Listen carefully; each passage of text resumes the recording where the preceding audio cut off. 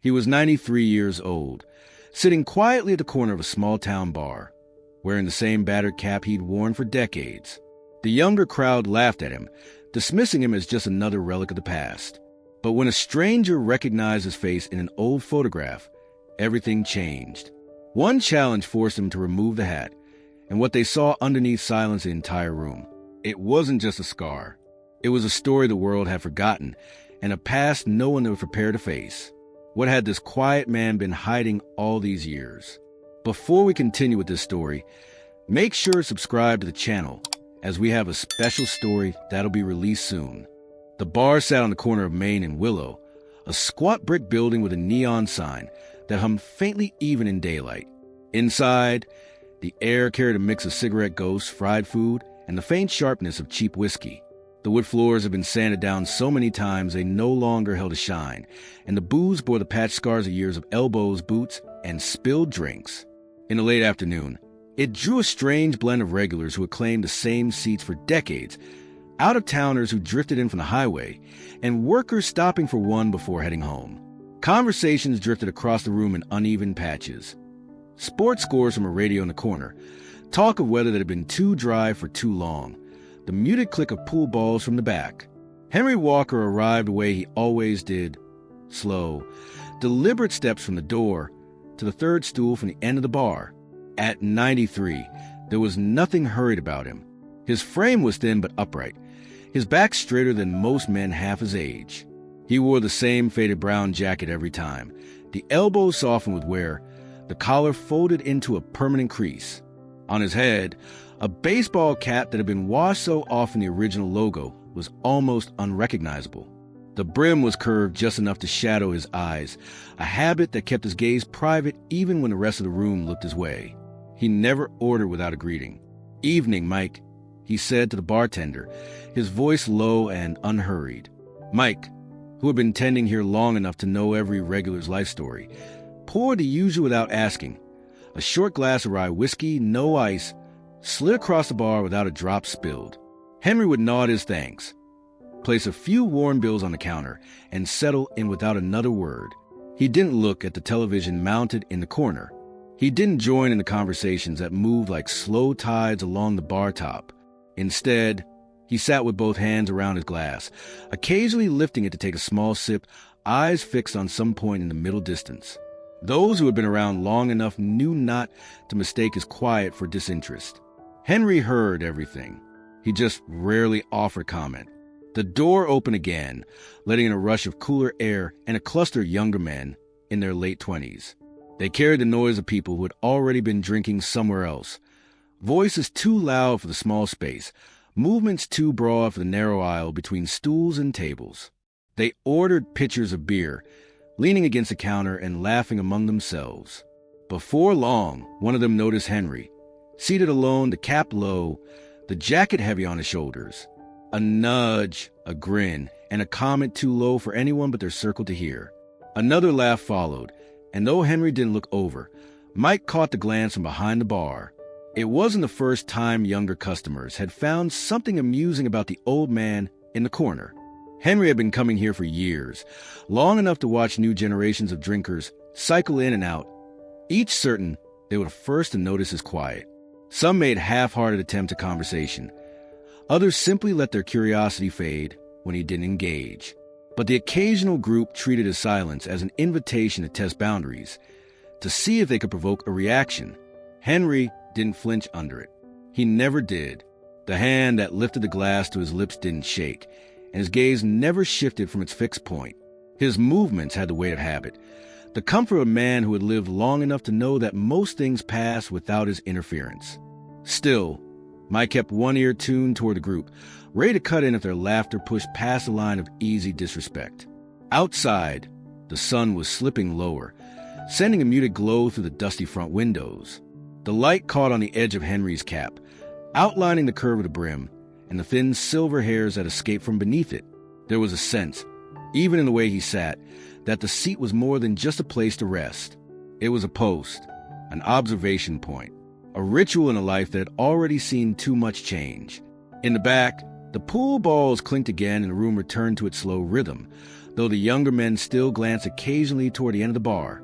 Henry remained still, the cap never shifting, the whiskey glass steady in his hands. Whatever history lived behind that brim stayed hidden for now. Shielded in the same way it had been every night, he came through that door. To anyone watching, he was just an old man nursing a drink. But there was something about the way he occupied that corner stool, rooted, silent, as if holding the weight of something the rest of the room didn't yet know, that kept eyes returning to him, even when the laughter moved elsewhere. The group at the far end of the bar had already settled into a rhythm of noise. Their table was littered with half-empty pint glasses and a basket of fries gone cold, the smell of fried salt lingering in the air around them.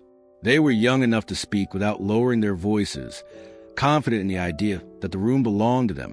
When the door had opened earlier to let in the thin figure of Henry Walker, none of them had paid much attention at first. But as the minutes passed and the novelty of their own conversation dulled, their eyes began to wander. One of them, a broad-shouldered man in a weathered leather jacket, leaned back in his chair far enough to get a clear look down the bar. Henry sat as he always did, cap low, jacket zipped despite the warm air inside, the glass of rye cupped loosely in both hands. His clothes were plain and worn, the kind that didn't advertise a brand or a statement, just years of service. To the leather-jacketed man, it was an opening. He nudged the woman next to him and jerked his chin toward Henry. "Looks like somebody's granddad wandered in," he said under his breath, though not so quietly that it wouldn't carry to the nearest tables. She smirked, gave Henry a quick glance, and leaned toward the others at the table to pass the remark along. The circle of heads tilted in unison, just enough to take him in without appearing obvious about it, though subtlety was never really their goal. The next comment came from a tall, wiry man with a baseball cap worn backwards. Bet he's still drinking the same thing he ordered in the 50s. The others laughed. The sound, sharp and quick, meant to travel. Henry didn't turn. His posture didn't shift. The brim of his cap shielded his expression from their view, but if he heard them at all, he gave no sign. That only seemed to encourage them. The leather-jacketed man gestured at the cap on Henry's head. Think he's hiding bald spots or just keeping his head warm? Another round of laughter followed, louder this time, the kind that made people at nearby tables look over briefly before deciding not to get involved. Mike, behind the bar, kept his eyes on the glass he was polishing, but his jaw tightened slightly. He had seen this kind of thing before. It wasn't that Henry was defenseless. Mike doubted very much that the man needed anyone to fight his battles, but there was something about the casual cruelty of youth that always grated. It was easy for them to fill the air with jokes when they didn't know the weight of the years they were mocking. The group's attention shifted between each other and Henry like a game they hadn't yet decided the rules for. One of the women, hair pulled back tight, leaned forward to speak over the table noise. Maybe he's one of those old guys who wears the same clothes every day. You know, like it's his thing. She sipped her drink, her smile thin. Henry lifted his glass, took a small, measured sip, and set it down again with the same deliberate care as before. His hand lingered on the rim for a moment, thumb tracing the smooth glass, before it turning to rest around it. If the words reached him, and they almost certainly did, there was no reaction. No flinch, no rise, not even a faint tightening around the mouth that betrays irritation. The laughter rolled again, though it was softer now, less certain. Jokes built on indifference lose their force when the target refuses to play the part. Still, the comments didn't stop entirely. The tall man leaned in toward the others. Bet he's been sitting in that same spot since Roosevelt was president. The line drew another chuckle, but was more forced, like the humor had to be coaxed out. At the bar, the television droned on with the late sports recap, the anchor's voice mixing with the muted clink of glasses and the low murmur of private conversations. Henry's cap remained in place, the shadow over his eyes making him unreadable. There was something almost unshakable about the stillness he carried, as though he'd sat in rooms like this 1,000 times and learned exactly how to let noise pass over him without leaving a mark. The group eventually turned back to themselves, their laughter moving to another subject, but every so often, one of them would glance back down the bar. Whether it was curiosity, irritation at being ignored, or a search for some visible reaction, it was hard to say. Henry didn't give them any. He sat with his rye, listening to the low hum of the bar, and let their words fade into the same space where all the other years had gone. The cap was older than most people in the room. Its original color was hard to name now, somewhere between the faded green of sun-bleached canvas and the gray-brown of dust left too long in an attic. The fabric had softened over decades, fraying along the seams where the stitching had begun to loosen. The brim had lost its sharpness, curving in a way that spoke more to the memory of a hand than the work of any factory mold. Along one edge, a darker patch marked where Henry's fingers had gripped it night after night as he settled it lower over his brow. The logo on the front was almost gone. Threads wore a pale ghost of their original embroidery. Once, it might have been the insignia of a baseball team, or perhaps something less ordinary. The outline could still be made out if you looked long enough, a circle enclosing a series of lines that didn't match any familiar sports design. But people rarely stared long enough to puzzle it out. The cap sat low, angled just enough to shield his eyes from the world without making the gesture seem deliberate. Henry wore it everywhere. Summer heat didn't loosen its place. Winter cold only made him pull it down tighter. Inside the bar, the cap stayed on, as if removing it would leave him unfinished somehow. It wasn't just an accessory. It was part of the man himself. For as long as anyone in town could remember, they'd never seen him without it. Mike behind the bar had served him drinks for more than 20 years, and he couldn't recall a single time Henry had set it on the counter or hung it on the back of his stool. It was as fixed as the quiet lines of his face. There were those who took it as an affectation, an old man's stubborn quirk. The younger regulars liked to speculate. Maybe he was bald and embarrassed. Maybe there was a bad scar he didn't want to show. A few whispered darker guesses, their voices carrying just enough to invite others into the game. But no one ever got close to the truth, and no one dared reach for the cap. Something about the way Henry wore it made that kind of intrusion unthinkable, even to those who mocked him behind his back. The brim cast a shadow over his eyes, making them difficult to read. You could see the shape of them, the way they shifted slightly when someone new walked through the door, but the details stayed hidden. That shadow gave him a kind of remove, like he was watching the room from a place just outside of it. People spoke differently when they couldn't see whether their words had landed. They became bolder, sometimes crueler, forgetting that silence could be as sharp as any reply.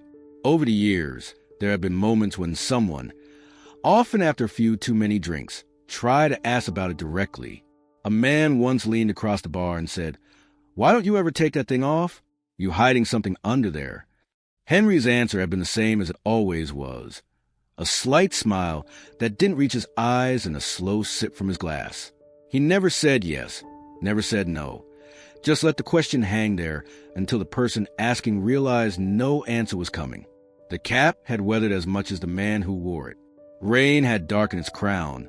Sun had bleached its color, and time had shaped it to fit only him. It looked like it had been with him through more than just years. It had been there for places, moments, things that left marks you couldn't see at a glance. The frayed threads and the softened brim were as much a record as any diary. Inside the bar, it was a constant. People came and went. Arguments flared and faded. Music played from the old jukebox in fits and starts. But Henry's cap remained, the one detail in the shifting scene that never changed. Those who noticed it most were often the ones who didn't know him. For them, it was a mystery that pressed against the edge of their curiosity. For those who had been around longer, it was simply part of the furniture of the place, as familiar as the worn wood of the counter. Still, every now and then, someone would find themselves wondering what it would look like if he set it down. Not just out of idle interest, but because it was hard to imagine Henry without it. To take it off would be to strip away some piece of armor, to reveal something the rest of the room wasn't entitled to see. Whatever was under that brim, it belonged him alone, and he kept it that way with the ease of a man who had learned long ago how to guard the things that mattered most. Mike had been behind that bar for most of his adult life, long enough to see the town itself change shape around it. He'd watched storefronts close and reopen under different names, seen familiar faces move away or disappear entirely, and learned the quiet art of knowing when to step in and when to let people sort things out themselves. In all that time, Henry Walker had been one of the constants. The old man didn't come in every night, but often enough that Mike could tell you almost the minute when he'd walk through the door. He'd order the same drink, take the same stool, and settle into the same patient stillness. Over the years, Mike had developed a kind of unspoken agreement with Henry. He didn't pry, and Henry didn't offer much beyond a nod or a brief word of thanks. But in those moments when the bar was quiet, when the jukebox had gone still, and the only sound was the hum of the cooler, Mike sometimes caught a look in Henry's eyes. Steady, watchful. Not the dull glaze of old age, but the alertness of someone who had learned to read a room in seconds. It was the sort of thing that told Mike there was more to man than the worn jacket and cap suggested. So when the younger patrons started up their muttering and low laughter, Mike was already watching the way the words carried down the bar. He'd seen it before. People thinking age meant weakness, that silence meant ignorance. The bar was a place where people came to test each other in small, careless ways, and sometimes those tests had teeth. Henry never reacted, but that didn't mean Mike let it pass unnoticed. He had his own way of stepping in. It might be as simple as planting himself in the space between Henry and the source of the noise, keeping the refills coming before anyone had a chance to work up too much liquid courage. Sometimes it meant redirecting a conversation, sliding a basket of fries to the loud table with a casual on the house, just to give them something else to focus on. If that didn't work, he had a tone he could use, level, almost friendly, that carried enough weight to remind people whose place they were in. Henry never acknowledged these small defenses directly. He didn't need to, but Mike noticed the faintest nod once in a while, a kind of thanks that didn't require words. It was enough. Whatever Henry carried with him, it was clear he didn't want it dragged into the middle of the room. Mike respected that. He knew what it was to have parts of your life you didn't parade in front of strangers. There were rumors, of course. In a town this size, there always were.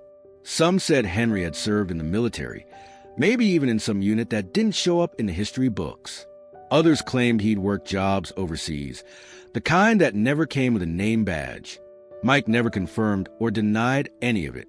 All he knew for certain was that the old man had a way of looking at people, quick measuring, the kind of look that saw through the surface and left him uneasy without knowing why. Once, years back, a man knew the town had gotten too pushy. He'd been drinking steadily, his voice climbing louder with each round, and eventually he wandered too close to Henry's corner, leaning in with a grin that didn't reach his eyes. "Come on, old-timer," he'd said, tapping the brim of Henry's cap with 2 fingers. "Let's see what you're hiding under there." Mike had been moving before the last word left his mouth. He didn't shout, didn't make a scene, just stepped between them, set a hand on the man's shoulder and said, "Not tonight." Something in his tone made it clear there wouldn't be another chance to push it. The man backed off, grumbling, and left before finishing his drink. Henry had stayed exactly where he was, gaze fixed on the glass in front of him, as if nothing had happened. Mike never asked about it afterward. He didn't have to. There was a line there, and he had no interest in crossing it. Some stories, he figured, you only heard when the teller decided it was time, and Henry didn't seem like the type to give away pieces of himself on demand. Until then, Mike would keep doing what he'd always done. Pour the rye, keep the peace, and make sure the noise in the room never got too close to the man at the corner stool. In his own way, it was respect. Not the loud, performative kind people like to show off, but the quiet version, built over years of simply letting a man be. And in a place where everyone seemed to think they were entitled to know everyone else's business. That kind of respect was worth more than most realized. The night had settled into its usual rhythm. Conversations overlapping, the jukebox humming a tune from 2 decades back, the clink of pool balls punctuating the air. Henry sat his post near the end of the bar, still as a post carved from wood, glass of rye held loosely in one hand. He hadn't moved much since he walked in, save for the occasional sip and the faintest shift in his shoulders. Across the room, the group of younger patrons had grown louder, the half-empty pitchers on their table evidence of the pace they were keeping. It started as a passing comment, the kind meant to get a laugh out of the people closest by. The man in the leather jacket leaned back, one arm hooked over the back of his chair, and nodded toward Henry. "I'm telling you, that old guy's hiding something under the hat. Probably hasn't taken it off in years." The tall man with the backward cap grinned, tipping his beer in agreement. "Maybe it's glued on. Bet you couldn't get him to take it off if you tried." The leather-jacketed man smirked. Bet I could. That was all it took for the idea to take root. The woman with the tight ponytail laughed, leaning forward over the table. What? You're gonna just ask him? That's not a bet.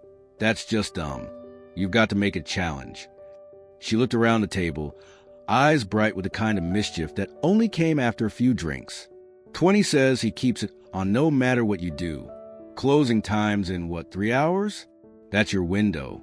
The tall man slapped his palm against the table. I'm in. I say he takes it off before last call. Somebody's got to be able to crack him. One by one, the others threw in their agreement, turning it into a small pool of cash that sat in the middle of the table. The rules were simple. One person from the group would take their shot at getting Henry to remove the cap. If they succeeded, they'd take the pot. If they didn't, the money would go toward another round for the table. They talked strategies like it was a game of pool or cards. One suggested trying to charm him, starting up a conversation about the weather, then working toward the hat like it was an afterthought. Another thought it would be funnier to try and make him laugh hard enough to lift it in the moment. The leather-jacketed man favored the direct approach. Walk right up, call it out, make it a public dare. The back and forth carried on for several minutes, drawing a couple of people from nearby tables who leaned in, curious. Henry, if he noticed the glances and the low huddles of talk, gave no sign. He sipped his drink, sat back down, and let his gaze drift toward the muted television above the bar. Mike moved along the counter, refilling drinks and pretending not to notice the way the group kept cutting their eyes toward the old man. But his jaw tightened in that way it always did when trouble was lining itself up. Eventually, the leather-jacketed man stood, stretching like he was just easing his legs. He strolled toward the bar, casual but with a kind of energy under the surface, like a dog scenting something it meant to chase. He stopped a few stools short of Henry's, ordered another pitcher for Mike, and glanced down the bar with a grin. "Evening, sir," he said, voice carrying just enough to draw a few looks from the surrounding tables. Henry didn't turn his head. "Evening," he said, the word quiet but clear. "Mind if I ask you something?" the man continued. He leaned an elbow on the bar, angling himself so the rest of his table could see. "What's with the hat? Never seen you without it. Is it like your trademark or something?" Henry took his time answering, just as he always did. His hand lifted the glass. He took a sip, set it down. "It's a hat," he said finally. The leather-jacketed man chuckled. "Yeah, I can see that. But everybody takes off a hat sometime. Inside, though, I don't know, seems unusual." Mike slid the man's pitcher across the bar with a look that made it clear he'd heard enough. "Some folks don't see the point in changing what works for them," he said, his tone light but edged with warning. The man picked up the pitcher, offered a thin smile, and walked back to his table. The group erupted into quiet laughter, leaning in close to trade remarks. The bet wasn't over. If anything, the failed first attempt had made it more interesting. They still had hours before closing, and now it was a matter of pride. From his corner stool, Henry reached for his glass again, the brim of his cap dipping just enough to hide whatever expression might have been on his face. The game was on, though he gave no indication he knew it or cared. But for the group at the table, the night had a new purpose, and the noise around them began to build. Henry's hands rested on either side of his glass, long fingers curled loosely around the base. They were the kind of hands that drew attention without meaning to, marked not by frailty, but by years that had shaped them into tools of their own. The skin was pale in places, darkened in others, a map of small scars and calluses that didn't belong to someone who had spent his life behind a desk. The knuckles were broad, knotted in a way that spoke of work done without gloves, of impacts taken without complaint. His nails were trimmed short, not with precision but with practicality. The veins stood out, rope-like beneath the thin skin, and every movement he made was deliberate, as though each gesture had been measured before it left his mind. When he lifted the glass, he didn't simply grab it. His fingers adjusted subtly around the weight, his grip careful, steady. He set back down without a sound, the base meeting the bar top with the quiet certainty of someone who had placed objects in far more dangerous situations. Even reaching for a napkin was done with that same precision, an economy of motion that had no waste in it. It was as if every movement had been practiced, refined over decades until it was second nature. The jacket he wore was as much a fixture as the hat. Heavy canvas, dark once but now faded to a muted brown. It had the kind of wear that couldn't be replicated by fashion. The elbows were smooth from years of resting on hard surfaces.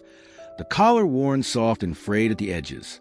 There were places where the fabric had thinned to the point of transparency, but Henry had never replaced it. It wasn't just clothing. It was part of him, like the lines on his face or the way he sat with his shoulders slightly forward. Sewn into the left sleeve, just above the elbow, was a patch. The thread had faded to near white, the background color muted, until it was hard to tell whether it had once been green, blue, or black. The edges were frayed and some of the stitching had come loose, leaving one corner curling slightly away from the fabric. The design itself was strange, geometric shapes overlaid with a symbol that didn't match any local sports team or brand. It was circular, with lines radiating outward, intersecting at angles too precise to be random. In the center, a smaller emblem, almost like a star, but not quite, sat enclosed within the outer ring. Most people didn't notice it at first. Those who did assumed it was from some long-forgotten club or maybe a military unit, though no one in town recognized it outright. It was a kind of detail that sparked questions, but few people asked them. The patch had the air of something that carried meaning for its owner and no one else, and it matched the way Henry carried himself, closed off, not unkind, but unwilling to give away pieces of himself without reason. Every so often, someone new to the bar would catch sight of it and tilt their head, try a place where they'd seen something like it before. They might lean to a friend and whisper, only to be met with a shrug. The curiosity rarely lasted. Henry wasn't the type to invite questions, and those who pressed too far often found themselves met with the kind of silence that closed the conversation before it began. Mike had noticed the patch years ago, but had never mentioned it. He figured if Henry wanted him to know, he'd say something. Still, he'd caught himself looking at it from time to time, usually when Henry was focused elsewhere. There was an age to it that didn't match the rest of the jacket. It looked older, as if it had been salvaged from something else and sewn on by hand. The stitches were uneven, the thread slightly darker than the surrounding fabric, suggesting the work of someone who cared more about keeping it in place than making it neat. Combined with the hands, the careful way he moved, and the unyielding presence of the cap, the patch gave Henry the air of someone who had been somewhere else, places the rest of the room had never been and couldn't imagine clearly. It wasn't just that he was old. Plenty of old men came through the bar. It was that he carried with him a history that seemed to hang in the air around him, unspoken but present, like the faint scent of rain on dry earth before storm. The younger patrons, busy with their drinks and their games, didn't see it. Or if they did, they mistook it for eccentricity, something to joke about over the rim of a beer glass. But for the few who watched him closely, who noticed the deliberate way his hand set down a glass or the strange precision of the faded emblem on his sleeve, there was no mistaking the weight of it. Henry Walker wasn't simply an old man in a bar. He was a man who had lived through things he wasn't going to talk about, and every careful movement, every frayed thread, every line in his skin told a part of the story no one in the room yet understood. The pool table in the back corner drew its own kind of crowd. The lights above hung low, casting a greenish glow over the felt, and leaving the edges of the room in a soft shadow. The crack of the cue ball against a rack set cut to the hum of conversation every few minutes, punctuating the easy rhythm of the night. A man who looked like he'd been on the road for days leaned over the table, sighting his shot. His jacket was travel-worn, the canvas darkened along the shoulders from weather and time, a duffel bag resting against the wall behind him. He had the unhurried air of someone who was in no rush to get anywhere, content to let the game fill the hours until he decided his next move. From his vantage point, he could hear the group at the table near the middle of the bar, their voices carrying just enough to reach past the clink of glasses and the muted music. They weren't shouting, but the tone was sharp enough to cut through the background noise. He caught fragments at first, comments about the old man in the corner, a few quiet laughs that weren't meant to be kind. As the game wore on, he noticed the way their eyes kept sliding toward the far end of the bar, where Henry sat in his usual spot, unmoved by the attention. The traveler chalked his cue slowly, watching the scene without seeming to. Years on the road had taught him to read people in the same way some folks read maps, tracing the landmarks, noting the turns, and looking for the hidden routes in between. The old man's stillness wasn't the kind of quiet that came from shyness or being out of place. It was deliberate, settled. There was no tension in his posture, no sign that the voices behind him were landing anywhere near his skin. That alone told the traveler something. He played through another round, letting the others at the table take their shots, but his eyes drifted back to Henry now and then. He caught details others might miss. The way Henry's hand lingered on his glass between sips, the brim of the cap angled just so, the worn patch on the sleeve of his jacket that didn't match any team, company, or cause he recognized. When the group's laughter spiked again, the traveler glanced toward the bar. Mike was there, moving with the steady pace of a man who'd been doing the job long enough to see trouble coming from 3 moves away. The bartender's expression didn't change much, but his position shifted slightly, just enough to put himself within reach if things went sideways. The traveler filed that away too. During a lull in his game, he stepped over to the bar for a refill, choosing a spot a few stools away from Henry. He ordered quietly, slid a bill across the counter, and waited until Mike poured his drink before speaking in a low voice. "The man down there," he said, tilted his head just enough to indicate Henry, without pointing. "He's a regular?" Mike set the bottle back in its place. "Comes in when he feels like it. Not much for conversation." His tone was polite, but there was a layer beneath it that said he wasn't going to share more than he thought necessary. The traveler nodded, took a sip from his glass. "Seems like those fellas are making a game out of bothering him." Mike's gaze flicked toward the table in question, then back. "They'll get bored, or I'll see to it they do." No more was said, but the traveler's eyes stayed on Henry a moment longer. He'd met men like that before, quiet, self-contained, carrying a kind of history that didn't need to be told to be felt. Some of them had been soldiers. Others had lived through things that left marks you couldn't see unless you knew what to look for. He drifted back to his game, but the awareness lingered. Between turns, he kept one ear tuned to the shifting voices in the room, watching for the moment when curiosity might turn to something sharper. The old man hadn't so much as glanced in the direction of the mockers, but there was something in the way he occupied that corner stool that made the traveler think he was paying attention to everything anyway.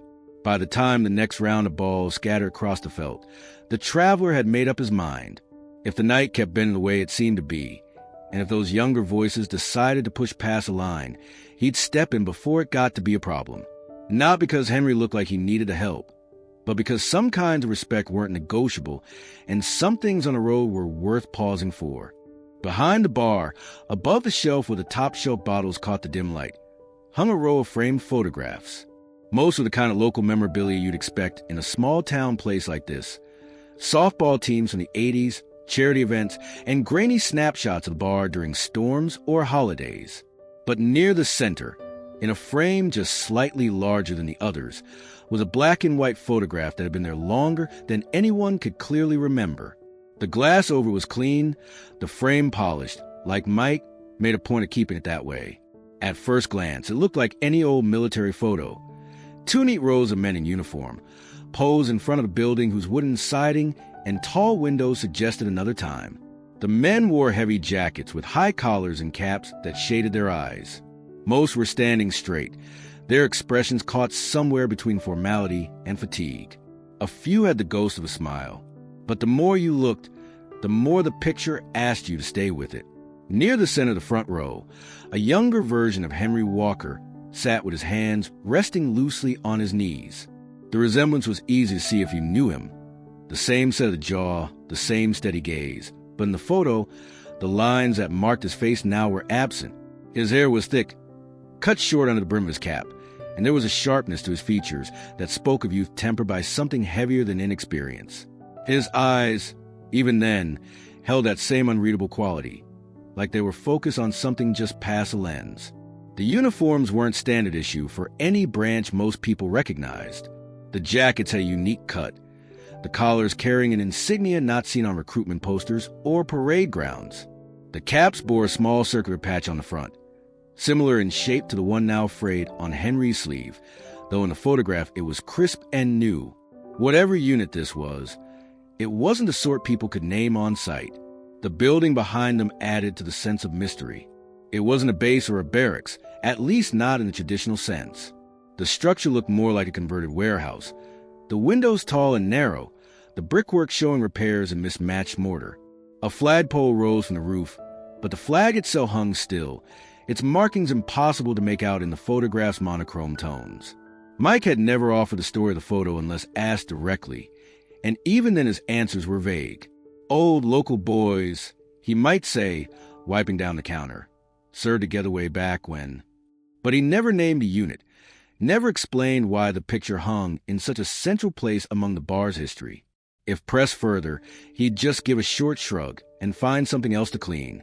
Most customers didn't give it more than a glance. It was easy to miss in the clutter of frames and mementos. But now and then, someone new to the place would pause, their eyes narrowing as they took in the details. A traveling salesman once spent nearly 10 minutes studying it before shaking his head and walking away without ordering a drink. Another time, a man in a worn leather flight jacket stood staring until Mike asked if he wanted another round. The man didn't answer, just muttered, didn't think there were any of them left, and left cash on the bar before slipping out the door. From his usual stool, Henry never looked at the photo. If he knew it was there, he gave no sign. But for those who recognized him in it, the connection was undeniable. It made you reconsider the quiet figure at the end of the bar, the one the younger patrons thought of as just another old man to make sport of. The photograph suggested a different truth, that before the years and the worn jacket and the permanent seat near the wall, there had been something else entirely, a different kind of service, a different kind of life. And for anyone who lingered too long on that image, on the younger Henry flanked by men in unfamiliar uniforms, it was hard to escape the feeling that the story behind it was not only bigger than the room, but perhaps bigger than the kind of answers anyone that was prepared to hear. It started as a half-distracted gesture, the kind people make when they're bored but want to look like they're doing something clever. One of the younger men at the far table, a wiry guy in a hoodie with a beer going warm in front of him, pulled out his phone and zoomed in on Henry's jacket when the old man leaned forward. The frayed patch on the sleeve had been catching the light now and then, its circular shape and faded stitching more visible in that moment than usual. He snapped a quick photo and tilted the screen toward his friends, smirking like he'd found an easy way to keep the game going. "Let's see what this even is," he muttered, tapping into a search engine. The others leaned closer, the glow from the phone lighting their faces in shades of blue. The first results were predictable, images of various military insignia, unit badges, and embroidered design from decades of service branches. But none were quite the same. The patch on Henry's sleeve had a distinct outer ring, and what looked like an intricate emblem in the center, something that wasn't a flag, animal, or weapon. The lines were geometric, interlocking shapes forming a pattern that seemed deliberate but unfamiliar. Scrolling deeper into the results brought up stranger material. There were forum posts on obscure military history boards, threads filled with half-guesses and speculation. One blurry photograph from the late 1940s showed a group of men, wearing a patch that looked almost identical, standing on the deck of a ship whose name wasn't visible. The caption simply read, "Classified unit, location unknown." Another link led to a scan page from an out-of-print book about covert operations, but the text was vague, referring only to special reconnaissance detachments attached to missions that were never officially logged. The young man frowned. "Ah," he said, more to himself than to the group. "It's not nothing." His friends leaned in closer, suddenly interested. "What do you mean, not nothing?" One of them asked. He turned the phone so they could see. "I mean, it's not like a regular army thing. I can't find a name for it. There's just scraps. Stuff about operations that were sealed or where all the records got pulled." One of the others laughed lightly, trying to keep the tone dismissive. "So what? You think the old guy is some secret agent or something?" But his voice didn't carry the same easy mockery as before. He was still looking at the patch on the screen, the unusual pattern in the center. The search turned into a quiet obsession for a few minutes. They found another reference, buried in the scan notes of a historian who specialized in unconventional warfare. It mentioned the patch as belonging to a unit formed late in World War II, tasked with extended field operations in contested and politically sensitive areas. No further detail was given, except for a single sentence that read, "Few photographs survive, and fewer men return to speak of them." They glanced over at Henry. He hadn't moved much, still sitting with his drink in front of him, his head angled slightly down. If he'd noticed their attention, he didn't show it. But suddenly, the laughter that had followed him earlier felt a little thinner, a little more uncertain. The patch, once just a worn scrap of fabric on an old man's sleeve, now carried the weight of questions no one at the table knew how to ask. One of the younger men closed the search and locked his phone, as if even having those pages open felt intrusive. He took a drink and avoided looking at Henry, though his eyes drifted back more than once. The others shifted in their seats, conversation turning shallow and awkward, as though the easy fun they found earlier had been interrupted by something heavier than they could joke away. Across the bar, Mike was polishing a glass, his movement slow, deliberate. When he caught a fragment of their hushed conversation, he gave the smallest shake of his head, like a man who'd seen people wander too close to something they weren't ready to understand. Then he went back to his work, leaving the patch, the photograph, and the man wearing them to remain what they had always been in this place, a quiet presence that held its own history, whether or not anyone could name it. The night had settled into that hazy middle ground between the early crowd and last call, when the music from the jukebox seemed louder than usual and the air felt heavy with the smell of beer and fryer grease. The younger group had grown bolder as the hours passed, their voices carrying over the low hum of conversation. Whatever quiet curiosity the patch had stirred was now layered with the old bravado that came from too many drinks and too little sense. It started with a half laugh, loud enough to turn heads near the bar. "Hey, old-timer," one of them called, leaning back in his chair with a grin that was equal parts playful and sharp. "What's under the hat?" "Huh? You hiding something up there?" The comment drew a few chuckles from his table, the kind that weren't meant to sound mean, but carried that edge anyway. Henry didn't answer. He never did when the jokes came, and that was part of what seemed to fuel them. His hand stayed wrapped around his glass, his gaze fixed on nothing in particular. The bill of his cap sat low as always, shadowing his eyes. Another voice chimed in, louder this time. "Come on, let's see it. If you got nothing to hide, take it off. Show us you're just a regular guy." The words were dressed in mock encouragement, but they rang with the challenge beneath. The table leaned in, as if this were suddenly a contest worth winning. Mike, polishing the same glass behind the bar for longer than necessary, glanced toward them. His expression stayed neutral, but the stillness in his posture was telling. He'd seen plenty of nights tip in the wrong direction with just that kind of tone. A third voice joined, one that had been quieter earlier in the evening. "Bet you $5 he won't do it. Hell, bet you 10. Probably hasn't taken it off in 50 years. Might even be glued on." The laughter that followed was louder, pulling a few curious glances from other patrons. Henry didn't move. He took a small sip from his drink and set the glass back down without a sound. The group wasn't satisfied with the silence. "What's the deal, man?" the first one said again, pushing the chair back so it scraped against the worn floor. "If it's just a hat, prove it. Or is there some secret under there we're not supposed to see?" For a moment, the bar seemed to tilt toward that table. The regulars kept themselves, though eyes shifted in Henry's direction. The jukebox changed tracks, but the melody felt thinner in the air. The traveling man at the pool table straightened slightly, his cue resting against the edge. He didn't say anything, but his gaze was fixed on Henry now, like he was waiting for something. Mike set the glass down and stepped closer to the taps, not interfering yet, but making himself easier to see. His presence was its own kind of warning, though the younger men either didn't notice or didn't care. "Tell you what," one of them said, raising his voice to the whole room. "Let's make it interesting. He takes off the hat before closing. I'll buy the whole bar round." A few people laughed, others looked away, but the challenge had been made public now. Henry's only movement was a slow shift of his hand to adjust the brim of his cap, settling it lower over his forehead. The gesture was small, but it carried a quiet finality. He didn't speak, didn't rise to the bait, and in that refusal there was something that made the moment heavier than the mockers intended. The laughter resumed, but it was thinner, the sound stretching too long in the space between the walls.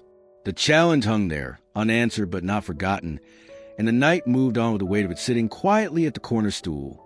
The words came so quietly at first that it wasn't clear if anyone beyond the bar's nearest tables had heard them. Henry's voice, when it broke the long wall of the silence, carried no strain, no tremor. It was steady, low, and deliberate, like the sound of someone setting down a tool they had used all their life. His gaze didn't lift from the glass in front of him, but the sentence was aimed at the room as much as the men pressing him. "Some things stay covered for a reason," he said. It wasn't sharp, wasn't meant to sting, yet the air shifted all the same. The mocking table fell into an uneven hush, as if the words had landed heavier than they expected. The kind of quiet that follows isn't always born from respect. Sometimes it's the sudden awareness that you've stepped into ground you don't fully understand. Mike, from behind the bar, didn't move, but a faint look passed over his face, a recognition of sorts. This was more than Henry usually gave anyone. His habit was to nod, to gesture when necessary, and to keep conversation minimal. Hearing him speak in full sentences was rare enough. Hearing him speak in a way that sounded like it belonged in a different time altogether was something else. The youngest of the group, the one who'd first made the joke, leaned forward, elbows on the table. "What's that supposed to mean?" His tone was lighter now, less taunting, but it still reached for an answer. Henry didn't give one right away. He took a slow sip from his glass, set it down gently, and turned a quarter turn on the bar top. His hands were careful, practiced in a way that suggested they had been steady under circumstances far less forgiving than this one. When he did look up, his eyes were shadowed under the brim of the cap, but there was a weight in them that made the younger man's grin falter. "It means," Henry said evenly, "that sometimes the truth isn't for the asking." He didn't raise his voice, but every word was placed like it had been measured beforehand. The stranger at the pool table had stopped mid-chalk on his cue, watching without pretense. His eyes moved between Henry and the table of mockers, as though he could see the shift in the ground under their conversation. Someone at a booth near the door cleared their throat, loud enough to be heard. It was a kind of sound that asked for the subject to change, but the younger group wasn't ready to let it go entirely. "Come on, we're just having a little fun," another said, softer now. "No harm in showing us, right?" Henry's lips pressed into the faintest of lines, neither smile nor frown. "Depends on what you call harm," he said. That seemed to end it for the moment. The challenge had been returned, not with defiance, but with something steadier, something that didn't leave much room to push further without feeling like you were crossing a line. The group shifted in their seats, glancing at each other, the earlier energy blunted. Mike set a fresh glass of water near Henry's elbow without a word, the motion smooth, unremarkable to anyone not paying attention. Henry nodded once in acknowledgement, his eyes fixed on the condensation, gathering along the glass. The jukebox song ended, replaced by a slower tune, the kind that hung in the background like a memory you weren't sure was yours. Conversations elsewhere in the bar resumed, the clink of glasses and low murmur of voices pulling the moment back into the larger rhythm of the night. But the sentence lingered, 6 words that didn't explain, didn't invite, and didn't apologize. Some things stay covered for a reason. No one could say exactly why, but those words had pulled the hat, the man, and whatever history he carried into sharper focus than any challenge could have managed. The man from the pool table waited until the game behind him dissolved into idle conversation. The balls left scattered across green felt. He set the cue aside, wiped his palms on the sides of his jeans, and walked toward the bar with the deliberate pace of someone who'd already decided what he was going to say. His eyes stayed on Henry, reading the old man's posture, the tilt of his head under the brim of that cap. When he stopped at the empty stool beside him, there was no preamble. "Were you at Hill 689? The question came quiet but not tentative. It had the tone of someone who didn't have to guess, someone who already knew the answer but wanted to hear it from the source. Henry's hand stilled on the glass in front of him. He didn't look over right away, but the shift in him was immediate, like a wire pulled tight. When his eyes did turn toward the man, they were sharper than they'd been all evening, the faded blue seeming to cut through the dim light. "That's not a name you hear in bars," Henry said after a moment, his voice steady but stripped of the easy indifference he'd worn earlier. "Or anywhere much, for that matter." The man gave a short nod. "I know. Most don't even know it happened. But my father, he was there. He told me stories when I was young, ones he didn't tell anyone else. Said the men who walked out of that place carried things they'd never put down again. The bar noise faded around them, or maybe it just seemed that way." Mike's eyes flicked over from the far end, a faint crease forming in his brow. The younger patrons at their table were too far to hear, but one or two noticed the way Henry had turned fully toward the stranger. Henry studied him for a long moment, as if measuring whether the conversation was worth having. "Your father's name?" he asked finally. "Cole," the man said. "Sergeant David Cole." Something passed across Henry's face, too quick to read. Recognition, maybe, or the quiet confirmation of memory he hadn't revisited in years. He leaned back slightly, his gaze lowering for a heartbeat before returning to man. "I knew him," Henry said, and the weight in those 3 words was heavier than any introduction. Knew him well enough to know he didn't give those stories away easy. The man's mouth tightened into something between a smile and a grimace. No, he didn't. Not until the end. And even then it was pieces, half-finished accounts, missing names. But one thing he said every time was that the man in charge that day wore a cap just like yours. Said he never saw him without it, even when the sky was burning. Henry's fingers brushed the brim, a subtle motion that seemed less about adjusting it than acknowledging the connection. "That was a long time ago," he said. "Some things don't fade," the man replied. For a few seconds, neither spoke. The television above the bar hummed faintly, a game no one was really watching filling the air with distant cheers. Then Henry drew in a slow breath and let it out. "Your father," he said quietly, "was a good man in a place that didn't leave much room for good men. He kept his head when others couldn't. Got men out who had no business making it home. I'd tell him that myself, if I could." The man nodded, his jaw tightening. "You just did." Henry's eyes lingered on him a moment longer before he turned back to his glass, the lines of his face settling into their usual stillness. But the air between them had changed, charged with the weight of something neither of them needed to explain to anyone else in the room. The stranger didn't press further. He just sat beside him, silent, the unspoken understanding resting there like a truce neither had to name.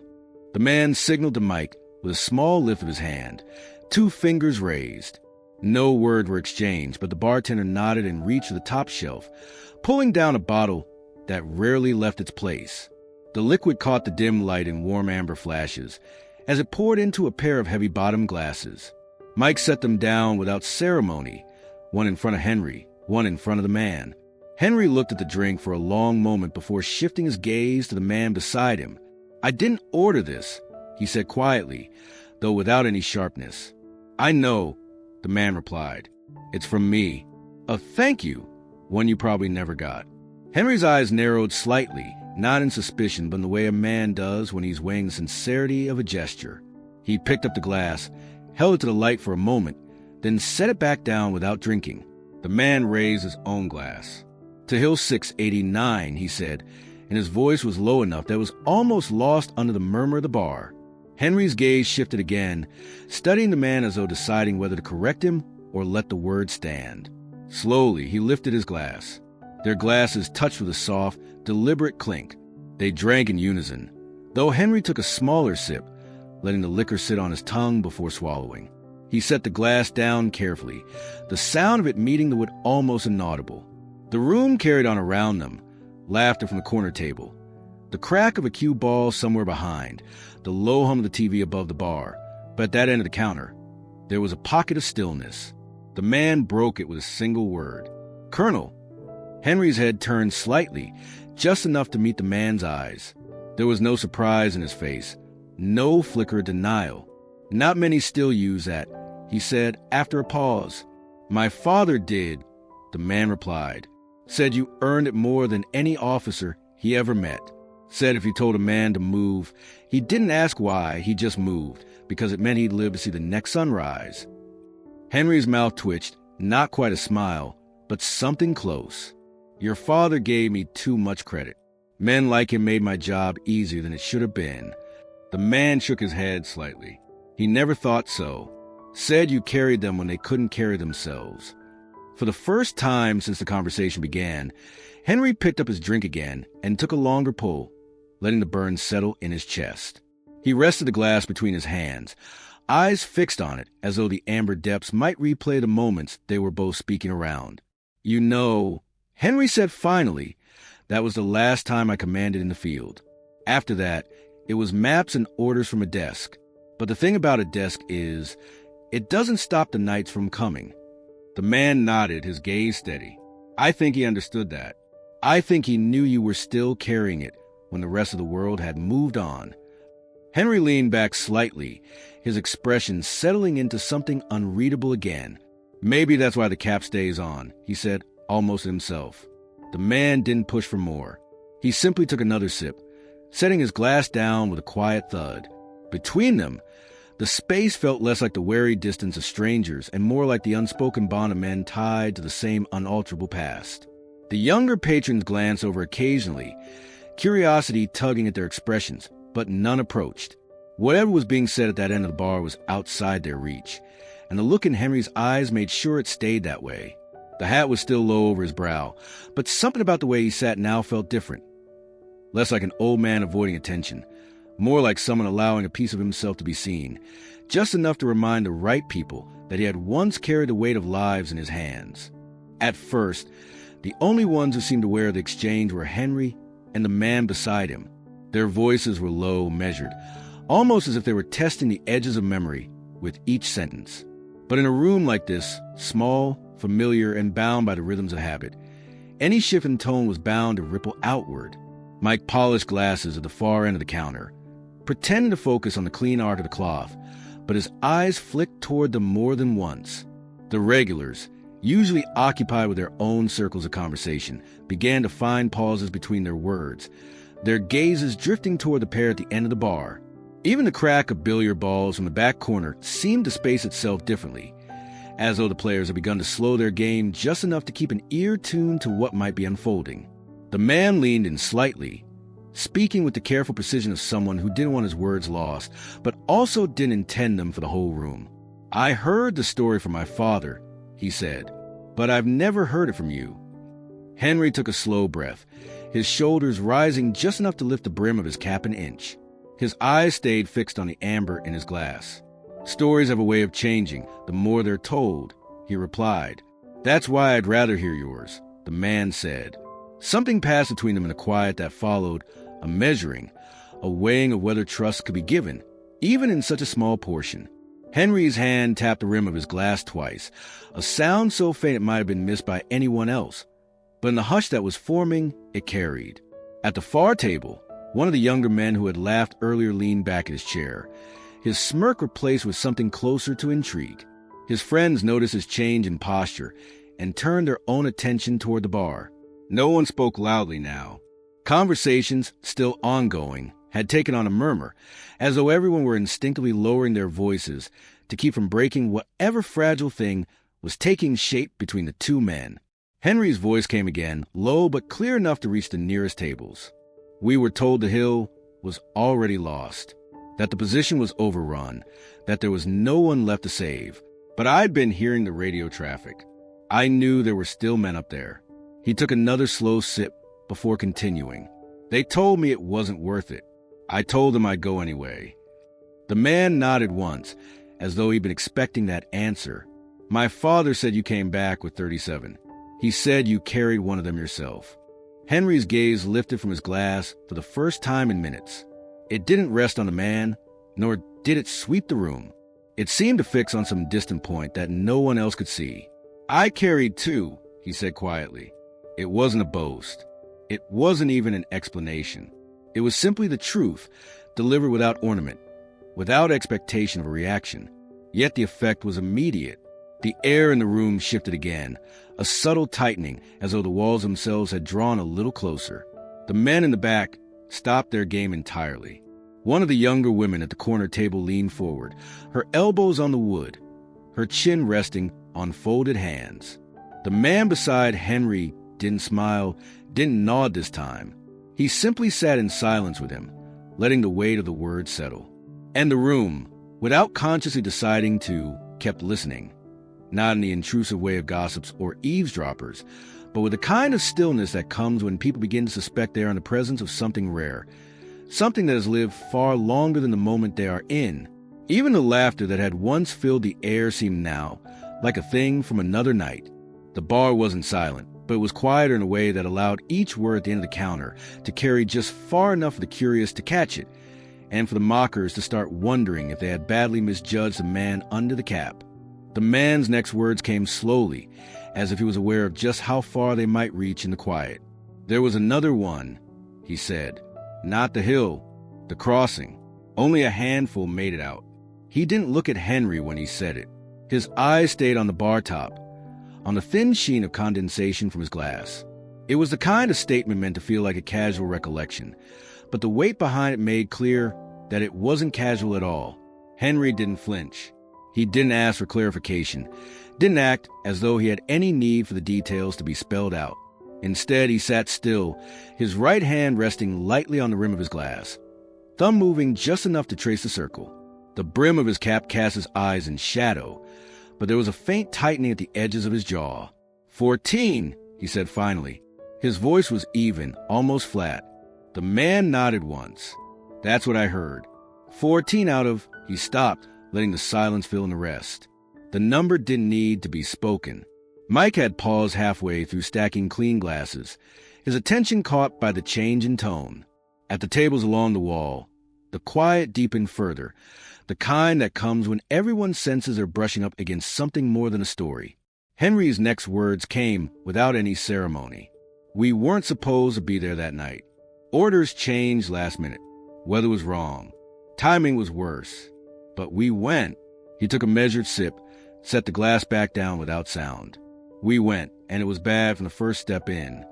The man didn't interrupt, though his hands had still completely, one palm resting flat on the wood. His posture was attentive without being intrusive, like someone who understood the price of every sentence. "They didn't hit us at the crossing," Henry went on, his voice steady, the syllables clipped. "Pinned us in the water. No cover, no way forward. Couldn't go back either. You learn a lot about men in moments like that." He paused, his thumb running over the edge of the cap's brim. "Some freeze. Some move. Some don't make it either way." A couple of the younger patrons shifted uncomfortably in their seats. What had begun as casual curiosity now had the shape of something far heavier. The room felt smaller. Even the jukebox track playing faintly in the background seemed muted, a distant hum beneath Henry's words. "We pulled who we could," he said, "and when we got to the other side, I counted 14. Took a long time before I stopped seeing the faces of the rest." The man beside him let out a slow breath through his nose, almost like he'd been holding it the whole time. "My father said you wouldn't talk about it. Said you walked out of there with a limp and a cap pulled down just like you wear it now." Henry's mouth curved slightly, though it wasn't a smile. He's not wrong. The exchange hung there, a small bridge built out of words that were never meant for a crowd, yet were heard by more ears than either man had probably intended. No one else dared to speak.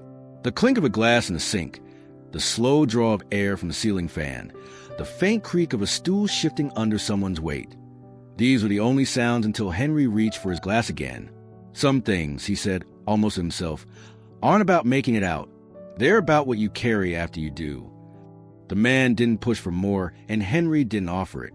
But the way they sat, two men sharing a space carved out of years most people in the room would never touch, made it clear the question had been answered, even if the answer had only been a number. The laughter came back suddenly, too sharp and too quick to sound natural. It started at the corner table where the younger group sat, a burst of noise that seemed almost rehearsed. One of them slapped his palm against the table, the sound loud enough to turn a few heads, and another leaned back in his chair until it balanced precariously on two legs. "Well," one of them said, grinning wide enough to show the strain in it, "guess the old guy's got some campfire stories after all." The tone was casual, but the pitch was wrong. Too high, too tight, like someone covering over a note they didn't mean to play. Another chimed in, loud enough for half the bar to hear. "Yeah, sure, and I was a fighter pilot over the Pacific. Come on, man. You expect us to buy all that?" He laughed again, but his eyes flicked briefly toward Henry, just long enough to betray a hesitation. He didn't want anyone to see. The rest of the table picked it up, their voices overlapping, words losing shape under the sound of their own amusement. They didn't look at each other much while they laughed. Most kept their eyes on their drinks or the empty air above the table, as though eye contact might reveal how little conviction sat behind their noise. One of them raised his glass toward the bar in a mock toast. "Here's to the Colonel," Hero of every war you've never heard of. The laugh that followed was too long, the kind that carried an edge sharp enough to cut away any creeping sense of unease. From behind the bar, Mike kept drying glasses, his hand steady but his jaw set in a way that didn't match the rest of him.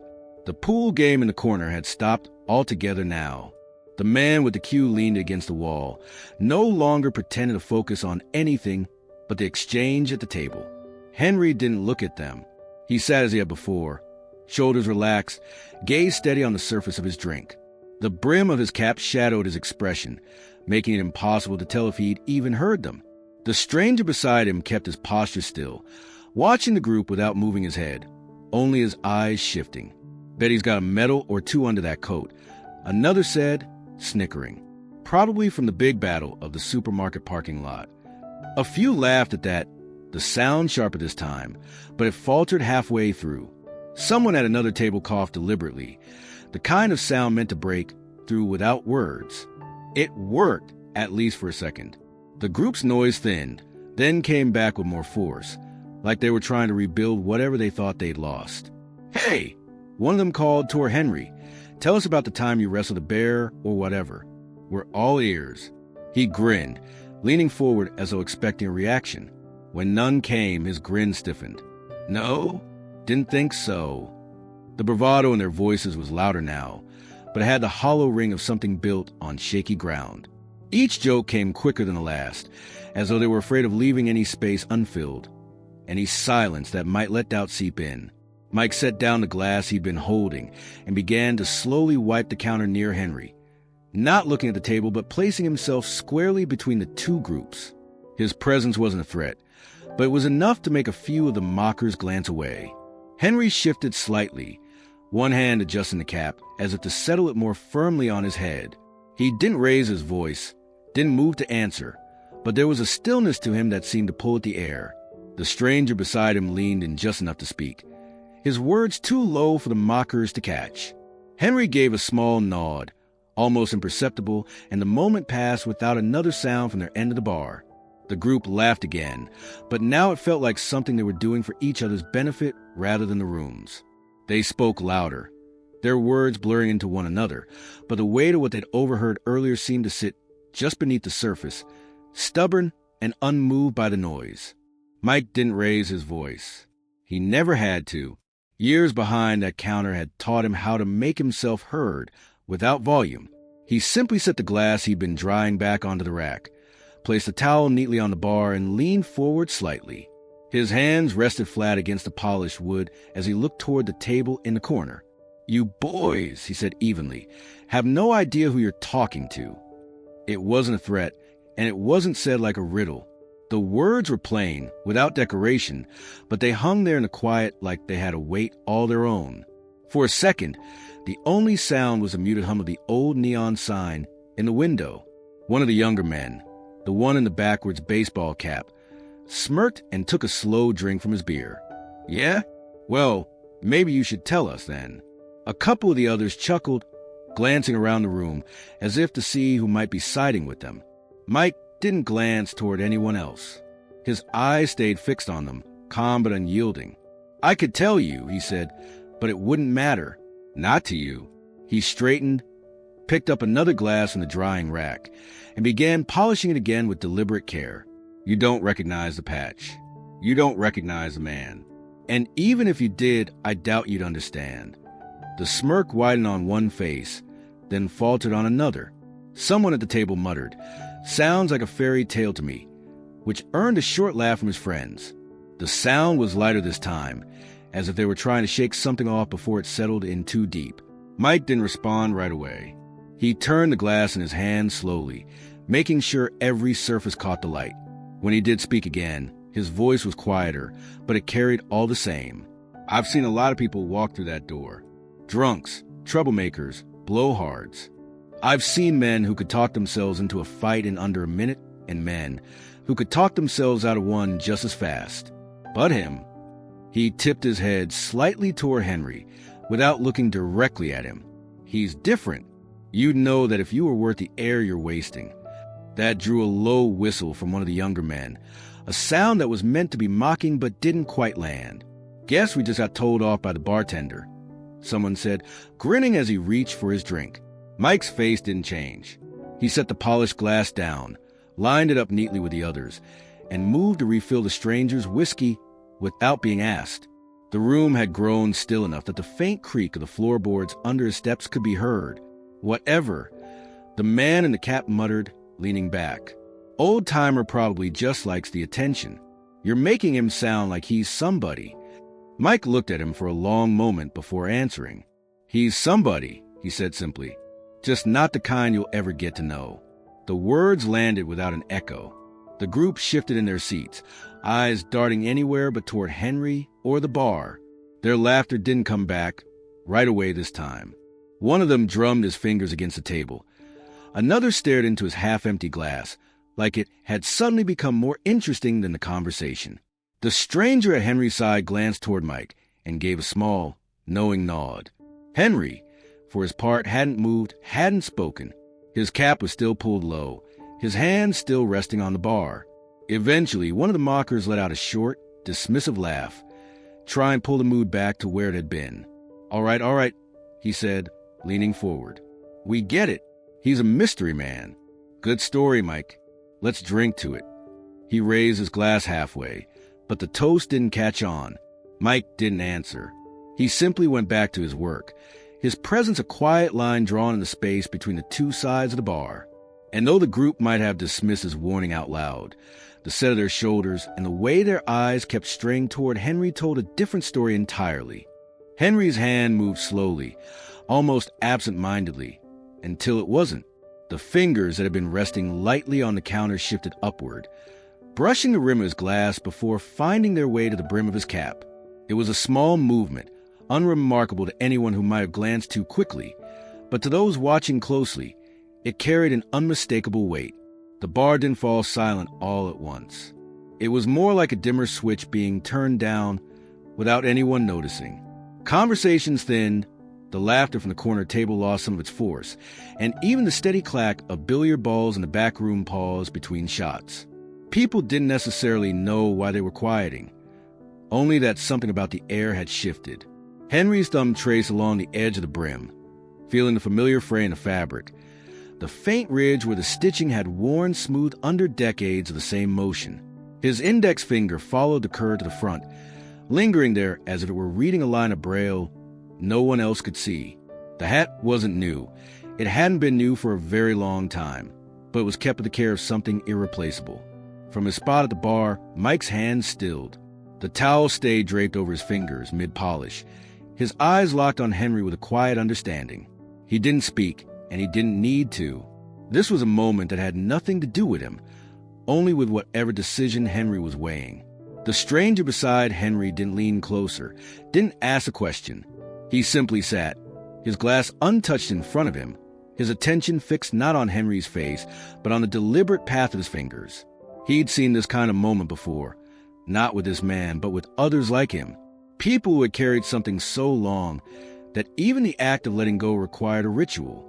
At the corner table, one of the younger men noticed. "Oh, here we go," he muttered, smirking. His voice was lower than it had been earlier, but still loud enough to carry. "Man's gonna give us the big reveal." No one at his table laughed this time. A couple shifted in their chairs, their eyes darting between Henry and their drinks. They had been the loudest voices in the room earlier, but now they watched in a silence that was more guarded than curious. Henry's hand paused on the brim, his thumb pressing into the fabric like he was testing its strength. His eyes didn't leave the spot on the counter in front of him, but his posture had changed, shoulders squared, head lifted just slightly.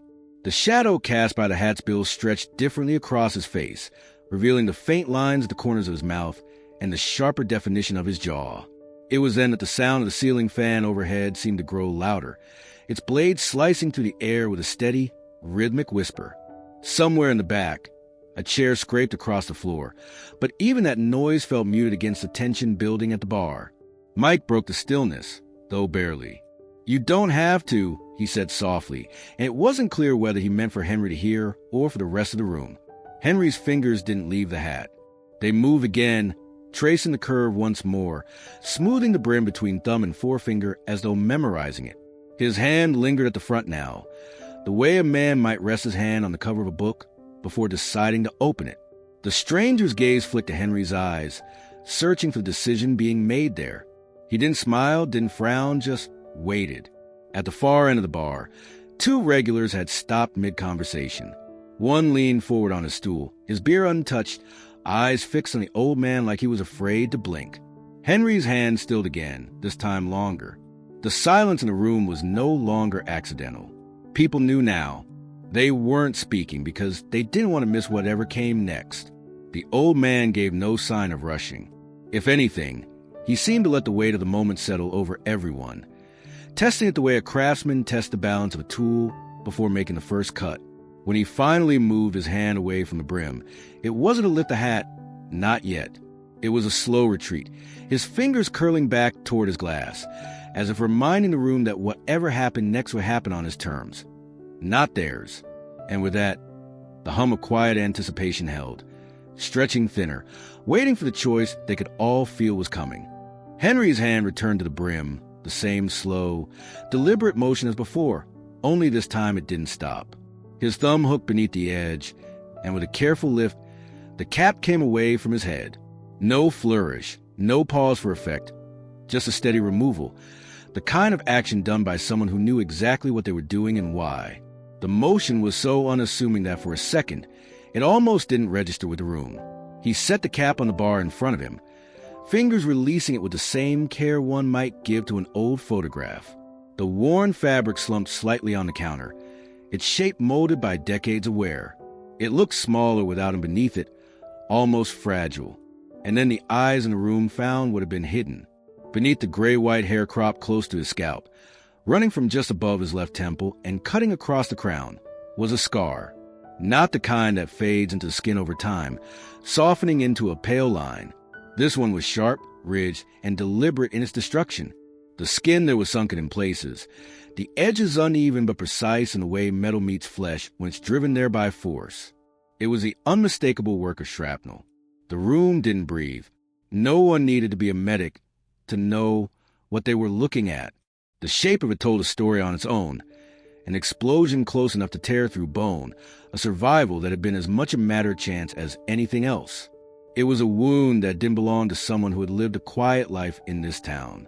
It belonged to battlefields most of them had only seen in grainy news footage, to moments where the difference between living and not was measured in fractions of seconds. Henry didn't reach up to touch it, didn't explain it.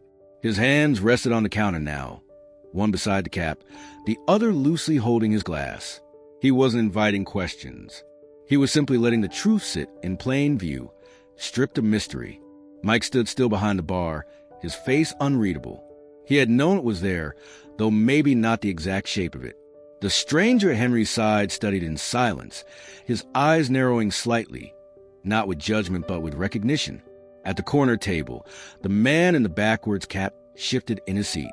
His smirk had evaporated entirely, replaced by something closer to discomfort. One of his friends leaned back, crossing his arms in a way that looked more like defense than relaxation. The scar didn't just change the shape of Henry's head. It changed the shape of the room. The quiet that had fallen before now deepened into something else. Respect from some, unease from others, but above all, a shared awareness that the old man they'd been mocking carried a history none of them could match or even imagine.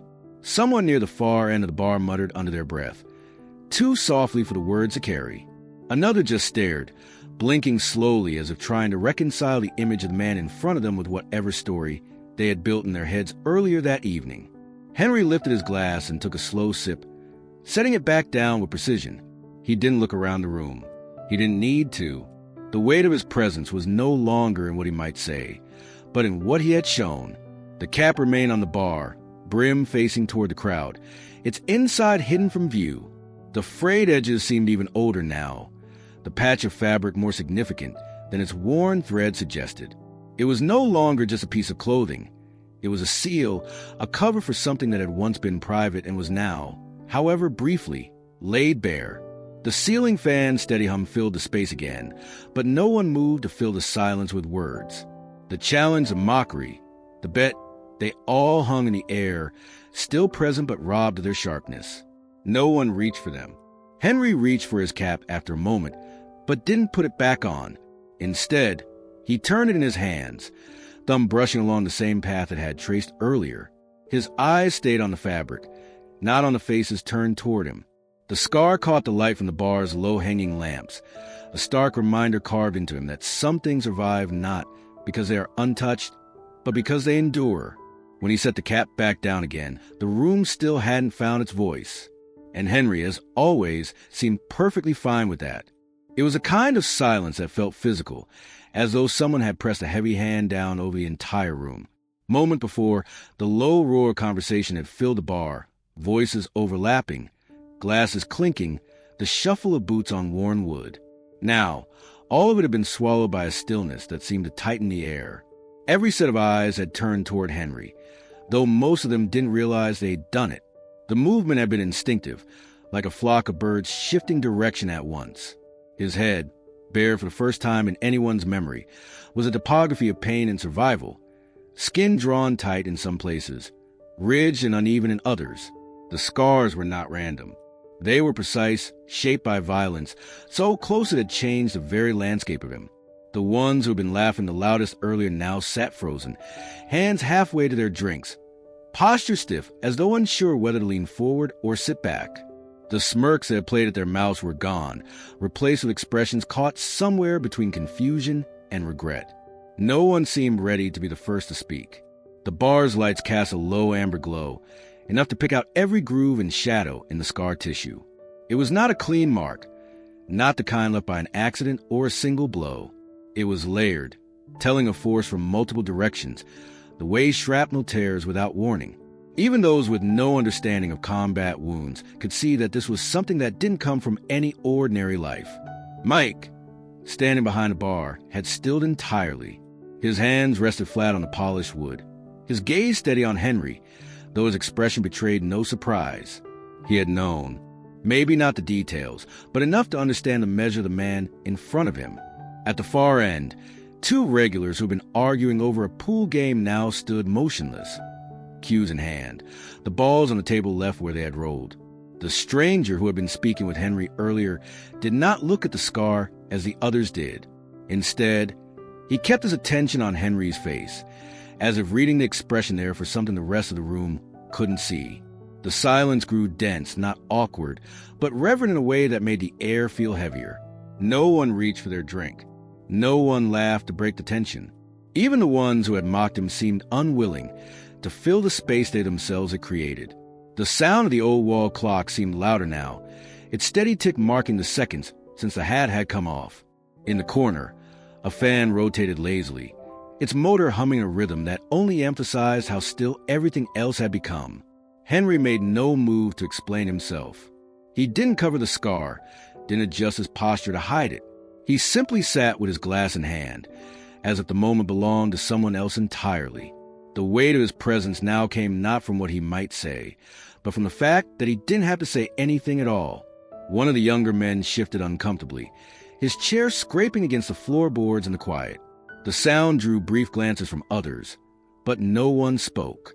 A woman near the bar's entrance folded her arms, her brow furrowed as though piecing together fragments of a story she hadn't realized was unfolding in front of her. The stranger finally took a slow sip of his drink, setting the glass down without breaking eye contact with Henry. There was no smile, no nod, only the kind of look two people share when they understand something the rest of the room doesn't. Outside, a car passed by on the street, its tires hissing against the damp pavement. The faint sound of it came and went, leaving the bar in that same held breath of stillness. Henry's hand rested on the bar beside his cap, fingers relaxed but unmoving. The worn brim pointed outward toward the room, almost like an offering or a warning, depending on how one chose to see it. The longer the silence held, the more it became clear that no one wanted to be the first to break it.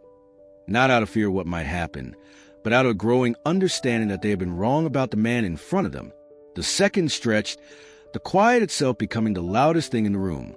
And Henry, without looking at anyone in particular, seemed to let them sit in it, as if teaching them that sometimes the truth doesn't need to be spoken to be heard. The scrape of a chair legs on the wooden floor broke the silence. Not hurried, not careless, but deliberate. All eyes turned toward the pool table, where the stranger who had been watching Henry for most of the evening set down his cue and straightened his posture. There was a shift in him, subtle but unmistakable, as if he were shedding the casual frame of a traveler passing through and stepping into something older, heavier. He crossed the floor with measured steps, each one echoing faintly in the quiet that still gripped the room. People leaned slightly in their seats without realizing it, following him with their eyes. When he reached Henry's side, he didn't speak immediately. Instead, he stopped at a distance of a few feet, the kind of space reserved for respect rather than conversation. Then he drew himself up to full height, shoulders squared, chin slightly raised.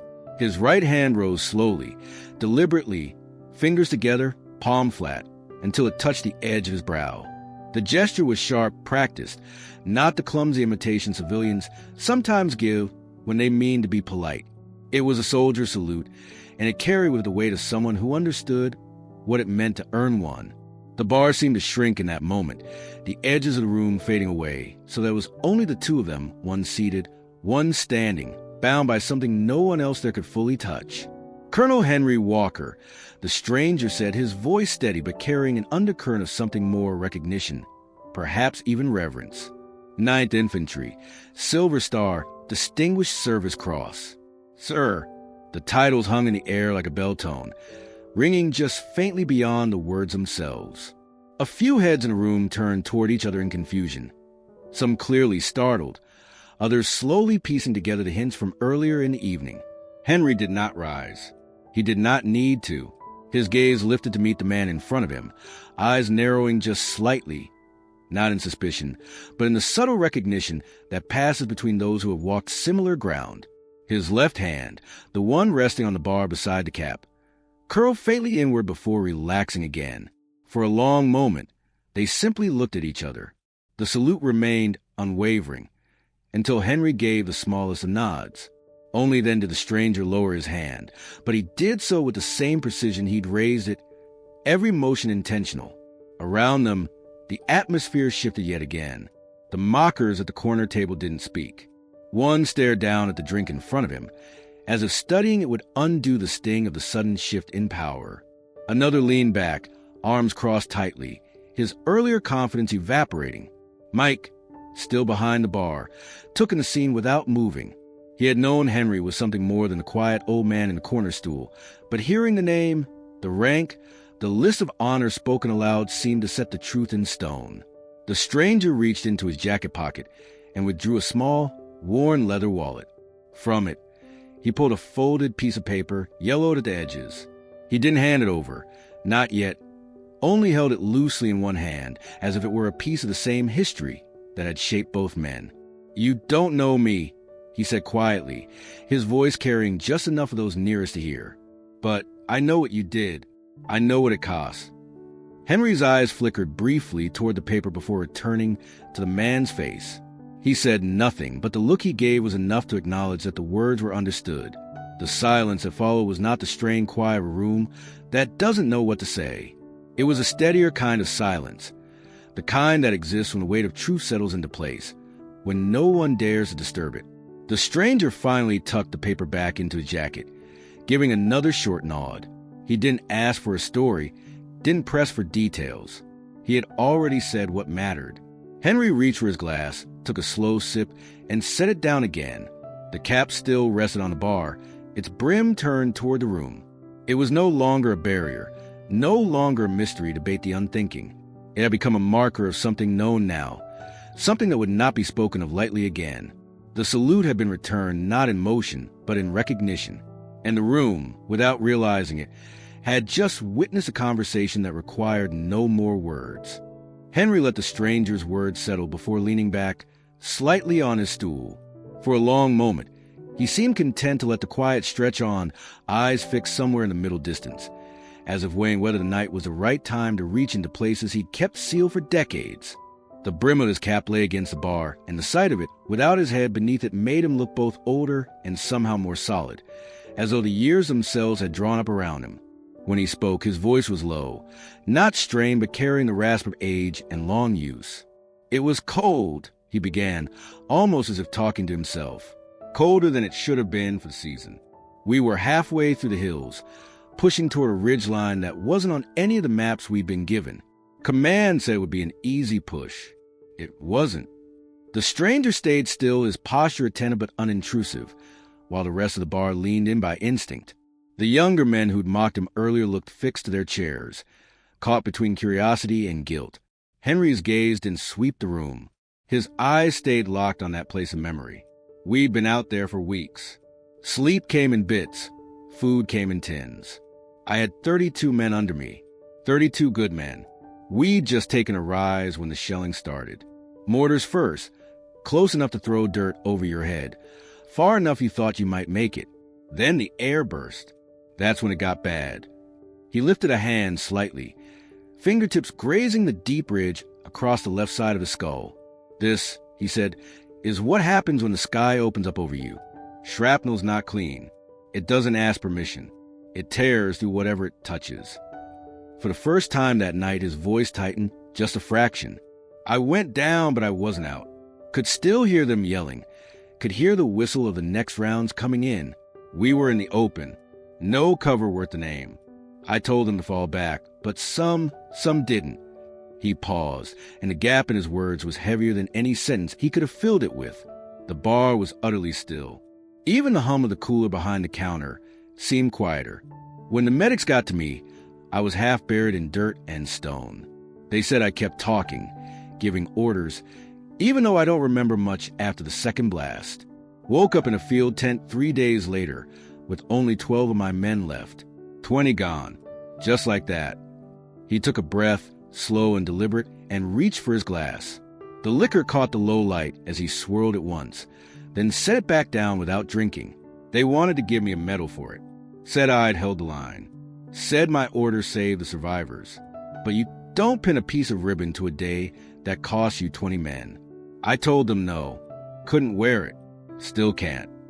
Mike stood frozen behind the bar, a glass towel in his hands he'd forgotten to use. The stranger's jaw had tightened, not in judgment, but in the quiet solidarity of someone who understood exactly why a man would turn down such an honor. Henry's voice softened, but not enough to hide the edge beneath it. People think scars are the wound. They're not. Scars are what's left after the wound decides to let you live. The real damage stays under it, where no one can see. He let the words hang there, not forcing them into a lesson, not asking for pity. Then he reached for his cap, resting his fingers on the brim but not putting it back on. His eyes met the stranger's, and for the first time all evening, there was the faintest trace of something lighter in his expression. Not a smile, but a release. No one in the bar spoke, not because they were afraid of breaking the moment, but because there was nothing they could add. The story had been given piece by piece, and it was enough. The room knew now that the hat had not been about mystery. It had been about remembering, and about the kind of truth that only comes out when the weight of it can be shared, even for just a night. Henry's gaze shifted toward the far end of the bar, where the framed black and white photograph hung slightly crooked on the wall. It had been there for years, dust collecting along the top of the frame, the glass smudged from careless touches over time. Most people barely noticed it, assuming it was just another relic of the bar's long history. One of those decorations meant to make the place look older than it was. But now, after the story he had just told, the photograph seemed to hold an entirely different weight. He didn't point to it. He simply let his eyes rest there, the room following his line of sight, until everyone's attention was fixed on the same spot. The picture showed a group of men, all in uniform, standing in loose formation on uneven ground. Their faces were young but worn, marked by long days in the field. Some had cigarettes between their fingers. Others had the stiff, practiced posture of men, not yet used to having their pictures taken mid-campaign. At the center, slightly taller than the rest, stood Henry. The image caught him in the days before the lines in his face had deepened, before the scar that would later change his silhouette. His cap sat high on his head then, brim straight, eyes focused forward. It was a look of steady resolve, the kind that came from experience but still carried the smallest trace of youth's unbroken edge. That was the day before. Henry said quietly, his voice drawing the group closer without him asking. We were about to move out. Orders had come down in the early hours, and a photographer was attached to a logistics unit passing through. He offered to take the shot, said we'd want it for the archives. We didn't know what was coming. The stranger by his side studied the photograph with the same intensity, his own eyes flicking over each face. How many of those men, he began, but stopped himself, the question trailing away as though he already knew the answer. Henry's lips pressed into a thin line. Half of them didn't make it past the first hour. The rest, most were gone by the time the sun came up the next day. His tone was steady, but there was something in it, an echo of that cold morning on the ridge, of the sounds and sights he'd carried with him ever since. He explained how the photograph had been mailed back to headquarters, how it ended up in a folder marked for historical preservation. Years later, he continued, I came through this town for the first time. Mike had just opened this place. We talked a while, found out his brother had served in another unit during the same push. He'd come across the picture in a stack of surplus records he'd bought for the wall. Didn't even know I was in it until I sat down here one night and saw myself staring back. There was a murmur from the corner where the younger men sat, their earlier swagger gone. They looked between the photo and Henry, and something in their expression shifted, like they were seeing a man not just as he was now, but as he had been, standing among those 32 men before the ridge took most of them. Henry's eyes lingered on the faces beside him in the photograph. He named a few softly, almost under his breath, as if reciting a roll call only he could hear. The names meant nothing to the room, but they weren't meant for anyone else. They were for the men in the picture, for memory of who they had been before the mission turned into something that would define the rest of his life. The stranger stepped closer to the wall, placing a hand just under the frame. He didn't touch the glass, but the gesture was enough to show he recognized the gravity of what hung there. That photo, he said, glancing back toward Henry, isn't just a picture. It's a line between the living and the gone. Henry gave the faintest nod. And it's the last time any of them smiled without knowing it might be their last. The room stayed quiet, every eye drawn to the frozen moment in black and white. The details, the creases in the uniforms, the mud on the boots, the faint shadows under their eyes, suddenly felt alive, as if the photograph had only been waiting for someone to tell the rest of its story. When Henry finally looked away, the others did too, but with the uneasy knowledge that they'd just been shown a fragment of something far bigger than the night's small drama. The picture was no longer just part of the decor. It had become a witness. And now, everyone who'd been there to hear him speak would carry the weight of it, even if they could never truly know what it had cost. The air in the bar felt different now, heavier somehow, as if the weight of Henry's words and the photograph on the wall had seeped into the walls themselves. The laughter that filled the place earlier was gone, replaced by a silence that wasn't just quiet. It was loaded. The younger men who had spent most of the night tossing barbed jokes in Henry's direction now sat hunched over their drinks, their shoulders angled away from him, and their eyes fixed on anything but his face. They'd been loud before, leaning into their own bravado, playing to each other with the confidence of people who believed they understood the world. Now that confidence had thinned. They shifted in their seats, restless but unwilling to move, each of them privately aware that leaving now would look too much like retreat. So they stayed, but in staying, they had to sit with the unease that Henry's story had left behind. One of them, the one who had made the first joke about Henry's cap, tapped the rim of his glass with a fingernail, a faint, nervous rhythm. His eyes darted toward Henry once, but when Henry didn't look back, he dropped his gaze quickly, as if he'd been caught staring at something forbidden. Another fiddled with his phone, scrolling through nothing in particular, his thumb moving in an empty loop just to have something to do with his hands. Mike, polishing a glass at the bar, saw it all. He'd been in this business long enough to know the difference between people who were quiet because they were bored and people who were quiet because they had been put in their place. These boys, because in that moment they did seem more like boys than men, had thought they were dealing with someone easy to mock, an old man tucked away in his years. They'd been looking for entertainment. What they'd gotten instead was a mirror they hadn't wanted to see. Henry didn't gloat. He didn't turn toward them with a knowing look or a cutting remark. If anything, he seemed almost unaware of their discomfort. His eyes were back on his glass, his hand steady as he lifted it and took a slow sip. The scar along his head caught the low light again, the lines deepened by shadow, and it was clear now that his stillness wasn't fragility. It was restraint. Every so often, the younger men glanced at each other, but no one wanted to be the first to speak. The stranger, who had called Henry Colonel, remained by his side, his posture calm, as though guarding the space between Henry and the rest of the room. That unspoken alliance only made the younger group more wary. It was a strange reversal. Just an hour earlier, they'd been the ones with the upper hand, their laughter carrying across the room, while Henry sat in silence. Now it was Henry's silence that carried, stretching out in a way that made their own presence feel smaller, less certain. One of them finally stood, muttering something about needing fresh air, but the way he avoided looking at Henry or anyone else made it obvious the air wasn't the problem. The others stayed seated, sipping their drinks with sudden slowness, as if dragging out the moment might give them time to think of something to say that wouldn't make them sound even more foolish. But there was nothing to say, not really. Any apology now would sound hollow, an attempt to patch over what had been said with words that couldn't erase the fact they'd said them at all. They thought his hat was some strange quirk, something to poke fun at. They hadn't realized it was a cover for a wound, a visible reminder of a day that had taken more from him than they could imagine. Mike broke the tension in small, deliberate ways, refilling glasses, asking if anyone needed food. But even his voice stayed lower than usual, as though he understood that the quiet wasn't meant to be broken just yet. The room had settled into a fragile balance, one that could only hold if no one tried to force it back into the easy noise it had been before. From their corner, the younger men kept their focus anywhere but on Henry.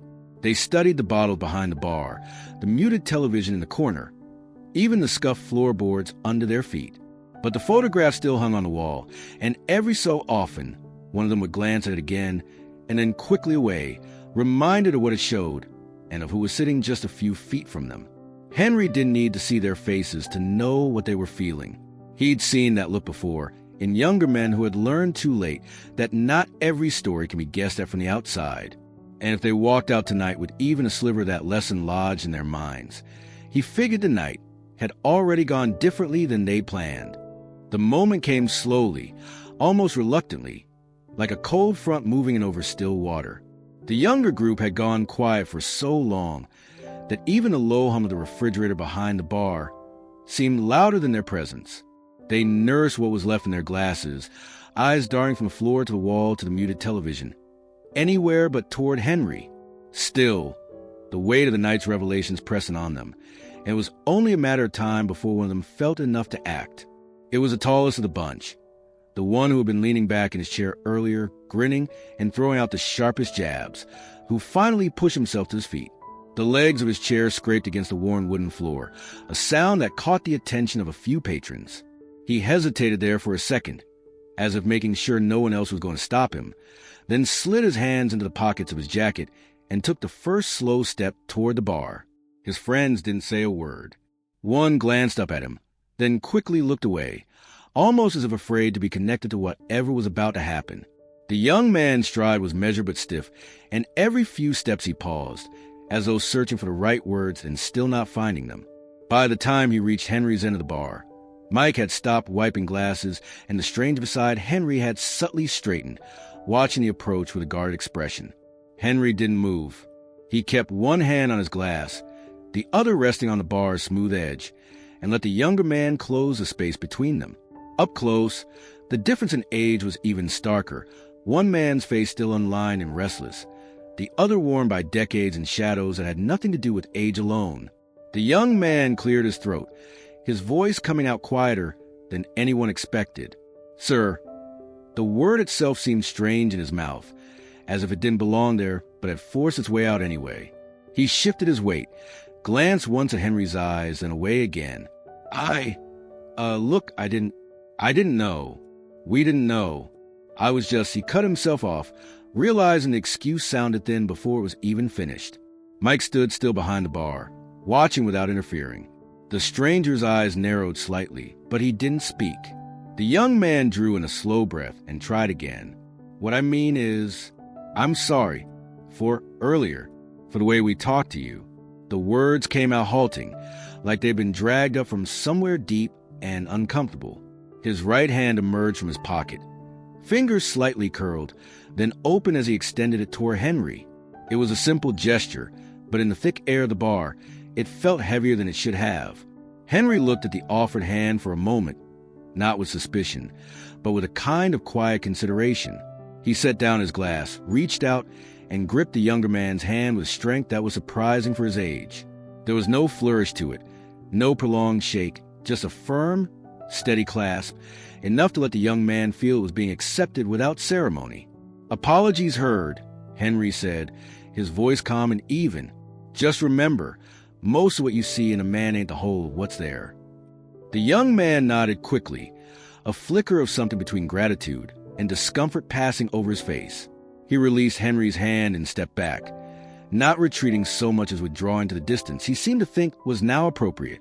As he returned to his friends, they avoided meeting his eyes, each of them processing the moment in their own way. None of them cracked a joke. None tried to brush it off. They simply sat with it, letting the weight of the night settle in again. Henry picked up his glass and took a slow drink, then set it down with a soft tap against the wood. He did watch the young man walk away, nor did he let the moment linger in a way that might make it feel larger than it was. But somewhere in the bar's low light, the smallest shift had occurred, not enough to erase what had been said earlier, but enough to change the way it would be remembered. Henry sat still for a moment after the handshake, his palm resting once again on the worn wood of the bar. The glass beside him caught the dim light, its surface filmed with a thin trace of condensation. He didn't turn to watch the young man rejoin his group, didn't track the way they hunched together and spoke in low, uncertain murmurs. His gaze stayed fixed on nothing in particular, perhaps the grain of the wood beneath his hand, perhaps something far away from the room entirely. When he finally moved, it wasn't with the kind of grand gesture that might suggest a victory or a moment of moral satisfaction. His shoulders shifted slightly, and he drew in a long, slow breath that seemed to settle somewhere deep in his chest.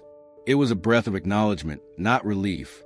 Forgiveness was never the point, and the people who truly understood such moments knew that. The handshake hadn't erased the laughter that had started the night or the careless words that had followed. Those would remain, tucked into the memory of the evening, like a stubborn knot in an otherwise smooth thread. But what the young man had offered wasn't a request for a clean slate. It was a recognition, a quiet concession that he had been wrong about what he saw when Henry walked in. Henry's acceptance of the gesture was much the same. He didn't offer platitudes about moving on or the value of learning from mistakes. He didn't soften the truth of what had happened.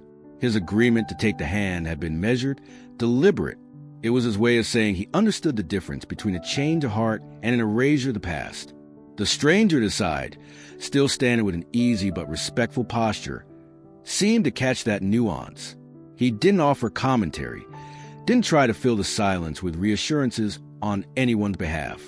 Mike, behind the bar, returned to polishing glasses, his movements unhurried, his eyes occasionally drifting toward Henry with the kind of look that comes from years of understanding a man without needing his explanations. Around them, the room's atmosphere shifted in increments. The earlier tension had dissolved, but it hadn't turned into anything as light as comfort. Patrons spoke in quieter voices, laughter subdued. A pool ball clicked against a rail in the corner, its sound sharp in the quiet. Somewhere outside, a truck passed by, its low rumble fading into the distance. Henry lifted his glass and took a measured sip, not to celebrate or to punctuate the moment, but simply because it was there. The liquor was smooth, warm as it settled in his chest, and for a brief instant his eyes closed, not in indulgence, but in something closer to recollection. In his world, dignity wasn't about holding grudges or keeping score. It was about standing in the truth of what had been, allowing others a room to confront their own part in it. He had spent years living with the knowledge that not all wounds needed to be visible to carry weight, and not all wrongs could be smoothed over with words. What mattered now was that the boy, and maybe those with him, had caught a glimpse of that truth for themselves. When he set the glass down again, he glanced briefly toward the group in the corner.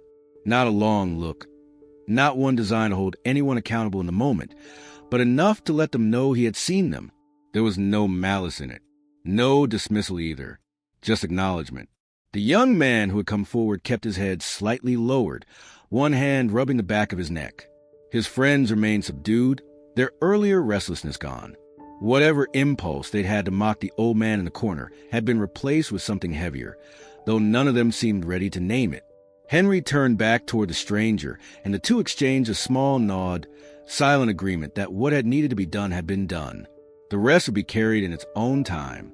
Henry wasn't looking for gratitude, and he wasn't offering absolution. What he gave was acceptance of the moment, a way of letting it stand without trying to dress it in sentiment or strip of its truth. The bar, with its low light and worn wood, seemed to hold the weight of that understanding in its walls. It would become another story for those who were there to tell, not of reconciliation, but of recognition. And Henry, as he had so many times before, let the moment pass without trying to own it. Henry reached for the cap without hurry, his fingers closing around the faded brim with the same care someone might use to handle an old photograph. The fabric was soft from years of wear, the bill permanently shaped to the curve of his hand.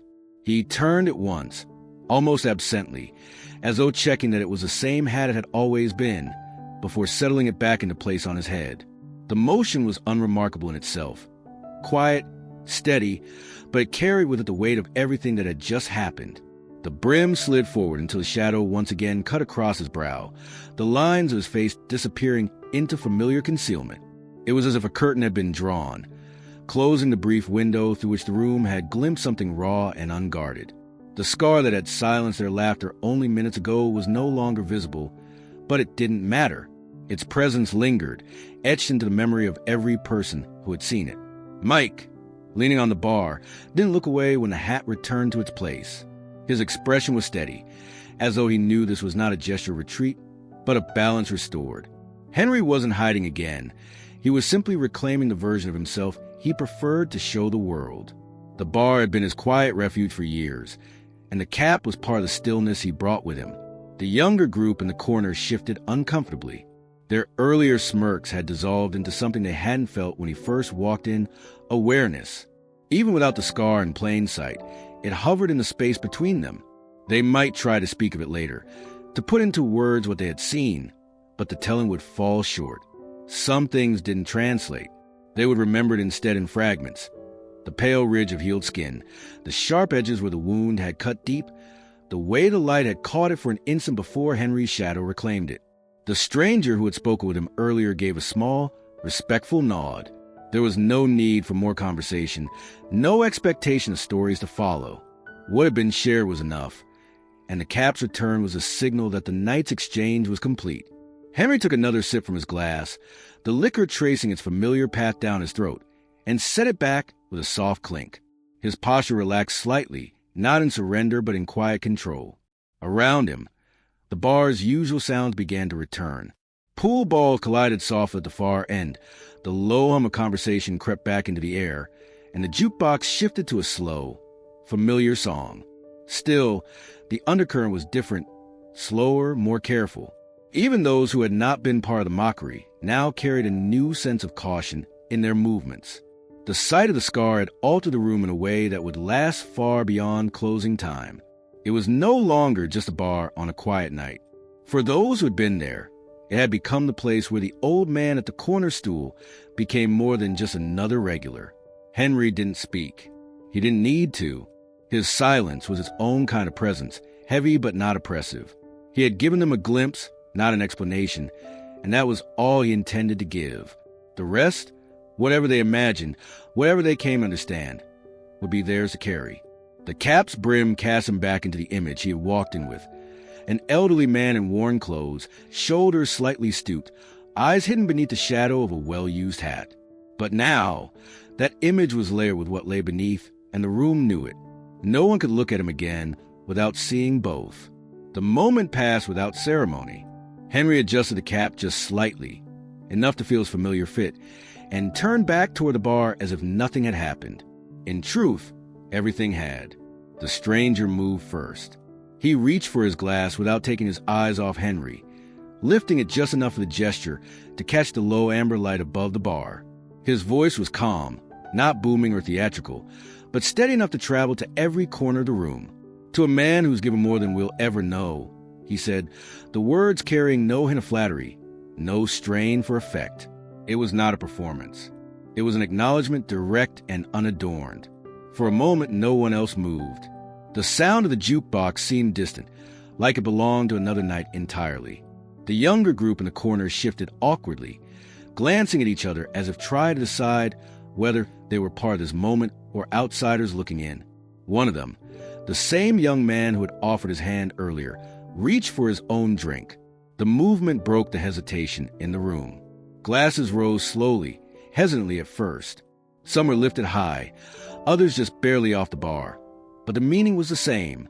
Even those who didn't know Henry beyond the sight of him sitting in that same seat for years felt the weight of the gesture. This wasn't about understanding every detail of his life.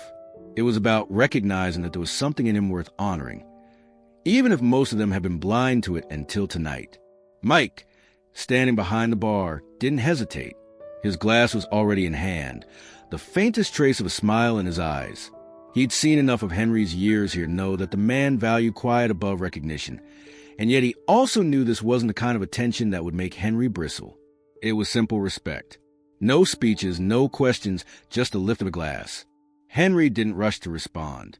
He let the moment settle, the clink of glassware filling the air like a slow ripple across water. His own hand eventually moved to his drink, raising it no higher than anyone else's, but high enough that every set of eyes could see the acknowledgement. He didn't smile, and he didn't speak. He didn't have to. His eyes met the stranger's, and the two men held that brief, silent understanding before taking a measured sip. The liquor was warm against the chill that seemed to have been in the air earlier, the kind of warmth that lingered a few moments longer than the swallow itself. Around the room, others drank as well, the sound of glass touching lips and setting back down punctuating the quiet. It was not a loud cheer or a raucous toast. It was something far more deliberate. The younger patrons lowered their glasses more slowly than they had lifted them, the weight of their earlier behavior still fresh in their minds. A few of them kept their eyes on the table, but the change was there, subtle but unshakable. The mockery that filled the early part of the evening felt impossibly far away now, replaced by something they didn't have the vocabulary to name. In the corner, a couple of older regulars exchanged a brief nod, as though they had been waiting years for something like this to happen. They didn't speak, but the gesture between them carried the quiet satisfaction of seeing a truth finally come to light, even if only in fragments. The stranger set his glass down first, the soft sound almost lost beneath the murmur of voices returning to life. It was as if the toast had closed one chapter of the night and allowed the room to breathe again. People began speaking in low tones, not about what had been revealed, but in a way that showed they were still holding on to the echo of it. Henry, his cap once again low over his brow, returned his focus to his drink. The toast hadn't changed him, and it hadn't erased the years of being overlooked, but it had marked the night with a kind of quiet permanence. It was one thing to be respected by the few who knew your story. It was another to feel it ripple outward to those who never cared to ask. He didn't linger on it. He was a man to savor attention, only to recognize when a moment had done what it needed to do. The glasses had been raised, the silence had been shared, and now life in the bar would move forward. Still, even as the jukebox switched to a livelier song and laughter began to edge back into the air, there was something different underneath it. The memory of the toast, and the man it was for, would remain long after the night had ended. Henry eased himself off the stool with the same slow care he had when he arrived, his movements deliberate but unshaken. The wood creaked softly under his weight as he straightened, one hand resting for a brief moment on the edge of the bar. The low hum of voices that had started to return after the toast fell quiet again, not because he had asked for silence, but because something about his leaving felt like the closing of a page no one wanted to turn too quickly. He reached for his coat, the worn fabric folding against itself in familiar lines. The patch on the shoulder caught the dim light once more, its colors dull with age, its meaning still only partly understood by most in the room. He slipped it on without hurry, the slow pull of the sleeve over his arm sounding louder in the stillness than it should have. The stranger who had toasted him gave a single nod. One Henry returned with the faintest tilt of his head, before pulling his cap a little lower over his brow. The floorboards beneath his boots groaned as he stepped away from the bar. No one blocked his path, though it was clear there were people who wanted to say something, anything, but couldn't find the words. Their eyes followed him, tracking the measured pace of a man who moved like the night was his to decide. A few of the younger men in the corner lowered their gazes when he passed, not out of shame alone, but out of recognition that they were looking at him differently now. Unsure of what to do with that shift, Mike stayed behind the bar, watching. He didn't call out, didn't try to keep Henry a moment longer. He knew the man's departures were just as much a part of his rhythm as his arrivals. It wasn't about staying to soak in the change in the room. It was about leaving before the weight of the moment wore thin. The door loomed ahead, its glass pane darkened by the night outside. The air in the bar seemed to hold still as Henry reached for the handle. His fingers curled around the metal, the same fingers that had once held tools, maps, weapons, things that had defined other parts of his life far from here. He pulled it open slowly, the hinges offering a soft protest. A thin draft slipped in from the cold outside, curling around his legs and into the room, carrying with it the faint scent of rain on pavement. For a second, no one breathed. The only sound was the muted thud of his boots against the threshold. He stepped out without looking back. The light from inside fell across his shoulders, stretching his shadow into the darkness before swallowing a hole. The door closed with a muted click behind him, and in that moment the bar seemed to exhale, but not in relief, more in quiet acknowledgement that something significant had just left. Outside, his figure blended into the night. There was no hurry in his stride, no sign that he had anywhere in particular to be. He walked like a man who had lived enough years to understand that every step was its own destination. The faint glow of a street lamp caught the edge of his cap as he passed beneath it, then let him vanish again into the dim stretch beyond. Inside, the room remained hushed for a beat longer, the memory of him lingering like the echo of a closing note. Conversations would start again, glasses would be refilled, but the sound wouldn't carry the same sharp edges it had earlier. The hush he left behind wasn't heavy.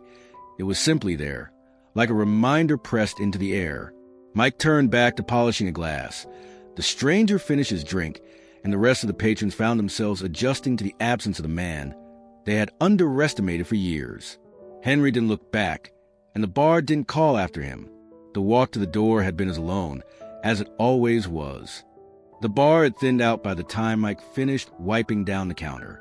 The jukebox had gone silent, its last song fading into the low murmur of the few remaining patrons. Outside, the street was empty, the quiet broken only by the occasional hum of a passing car. Inside, the air still carried a faint trace of the earlier toasts, the sharp scent of whiskey clinging to the wood. Henry's stool sat at the corner of the bar, vacant now, the worn seat cushion holding the faint impression of his weight. Mike didn't rush to clear it. He let it sit there untouched, as though the old man might push the door open at any moment and reclaim it. The empty space seemed to carry more presence than when it was occupied, holding into memory of the night's strange shift, from mockery to reverence. Mike reached for Henry's glass, still holding the last swallow of amber liquid. It had been poured near the start of the evening, the stranger buying for him, but Henry had barely touched it. The way he drank was always deliberate, slow, never letting glass run dry too quickly. Tonight, it seemed he had left it as part of his exit, not forgotten but purposefully set aside. Carrying it in one hand, Mike walked to the far end of the bar where the wall of old photographs hung. Some were yellowed and curling at the edges, others trapped behind cracked glass frames. The light from a hanging lamp overhead caught the surface of one in particular, the black and white image that had drawn the stranger's attention earlier. Henry stood in the middle of a group of men in uniform, their faces younger, but marked with the same quiet intensity he carried now.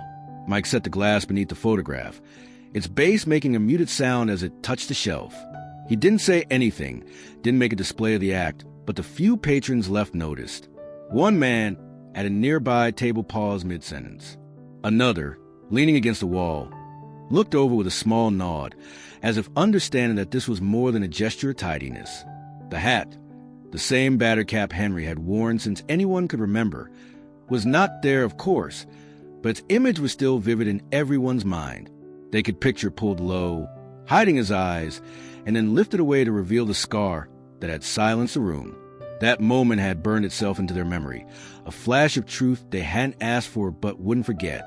Mike stood for a moment, looking up at the photograph, then at the glass below it.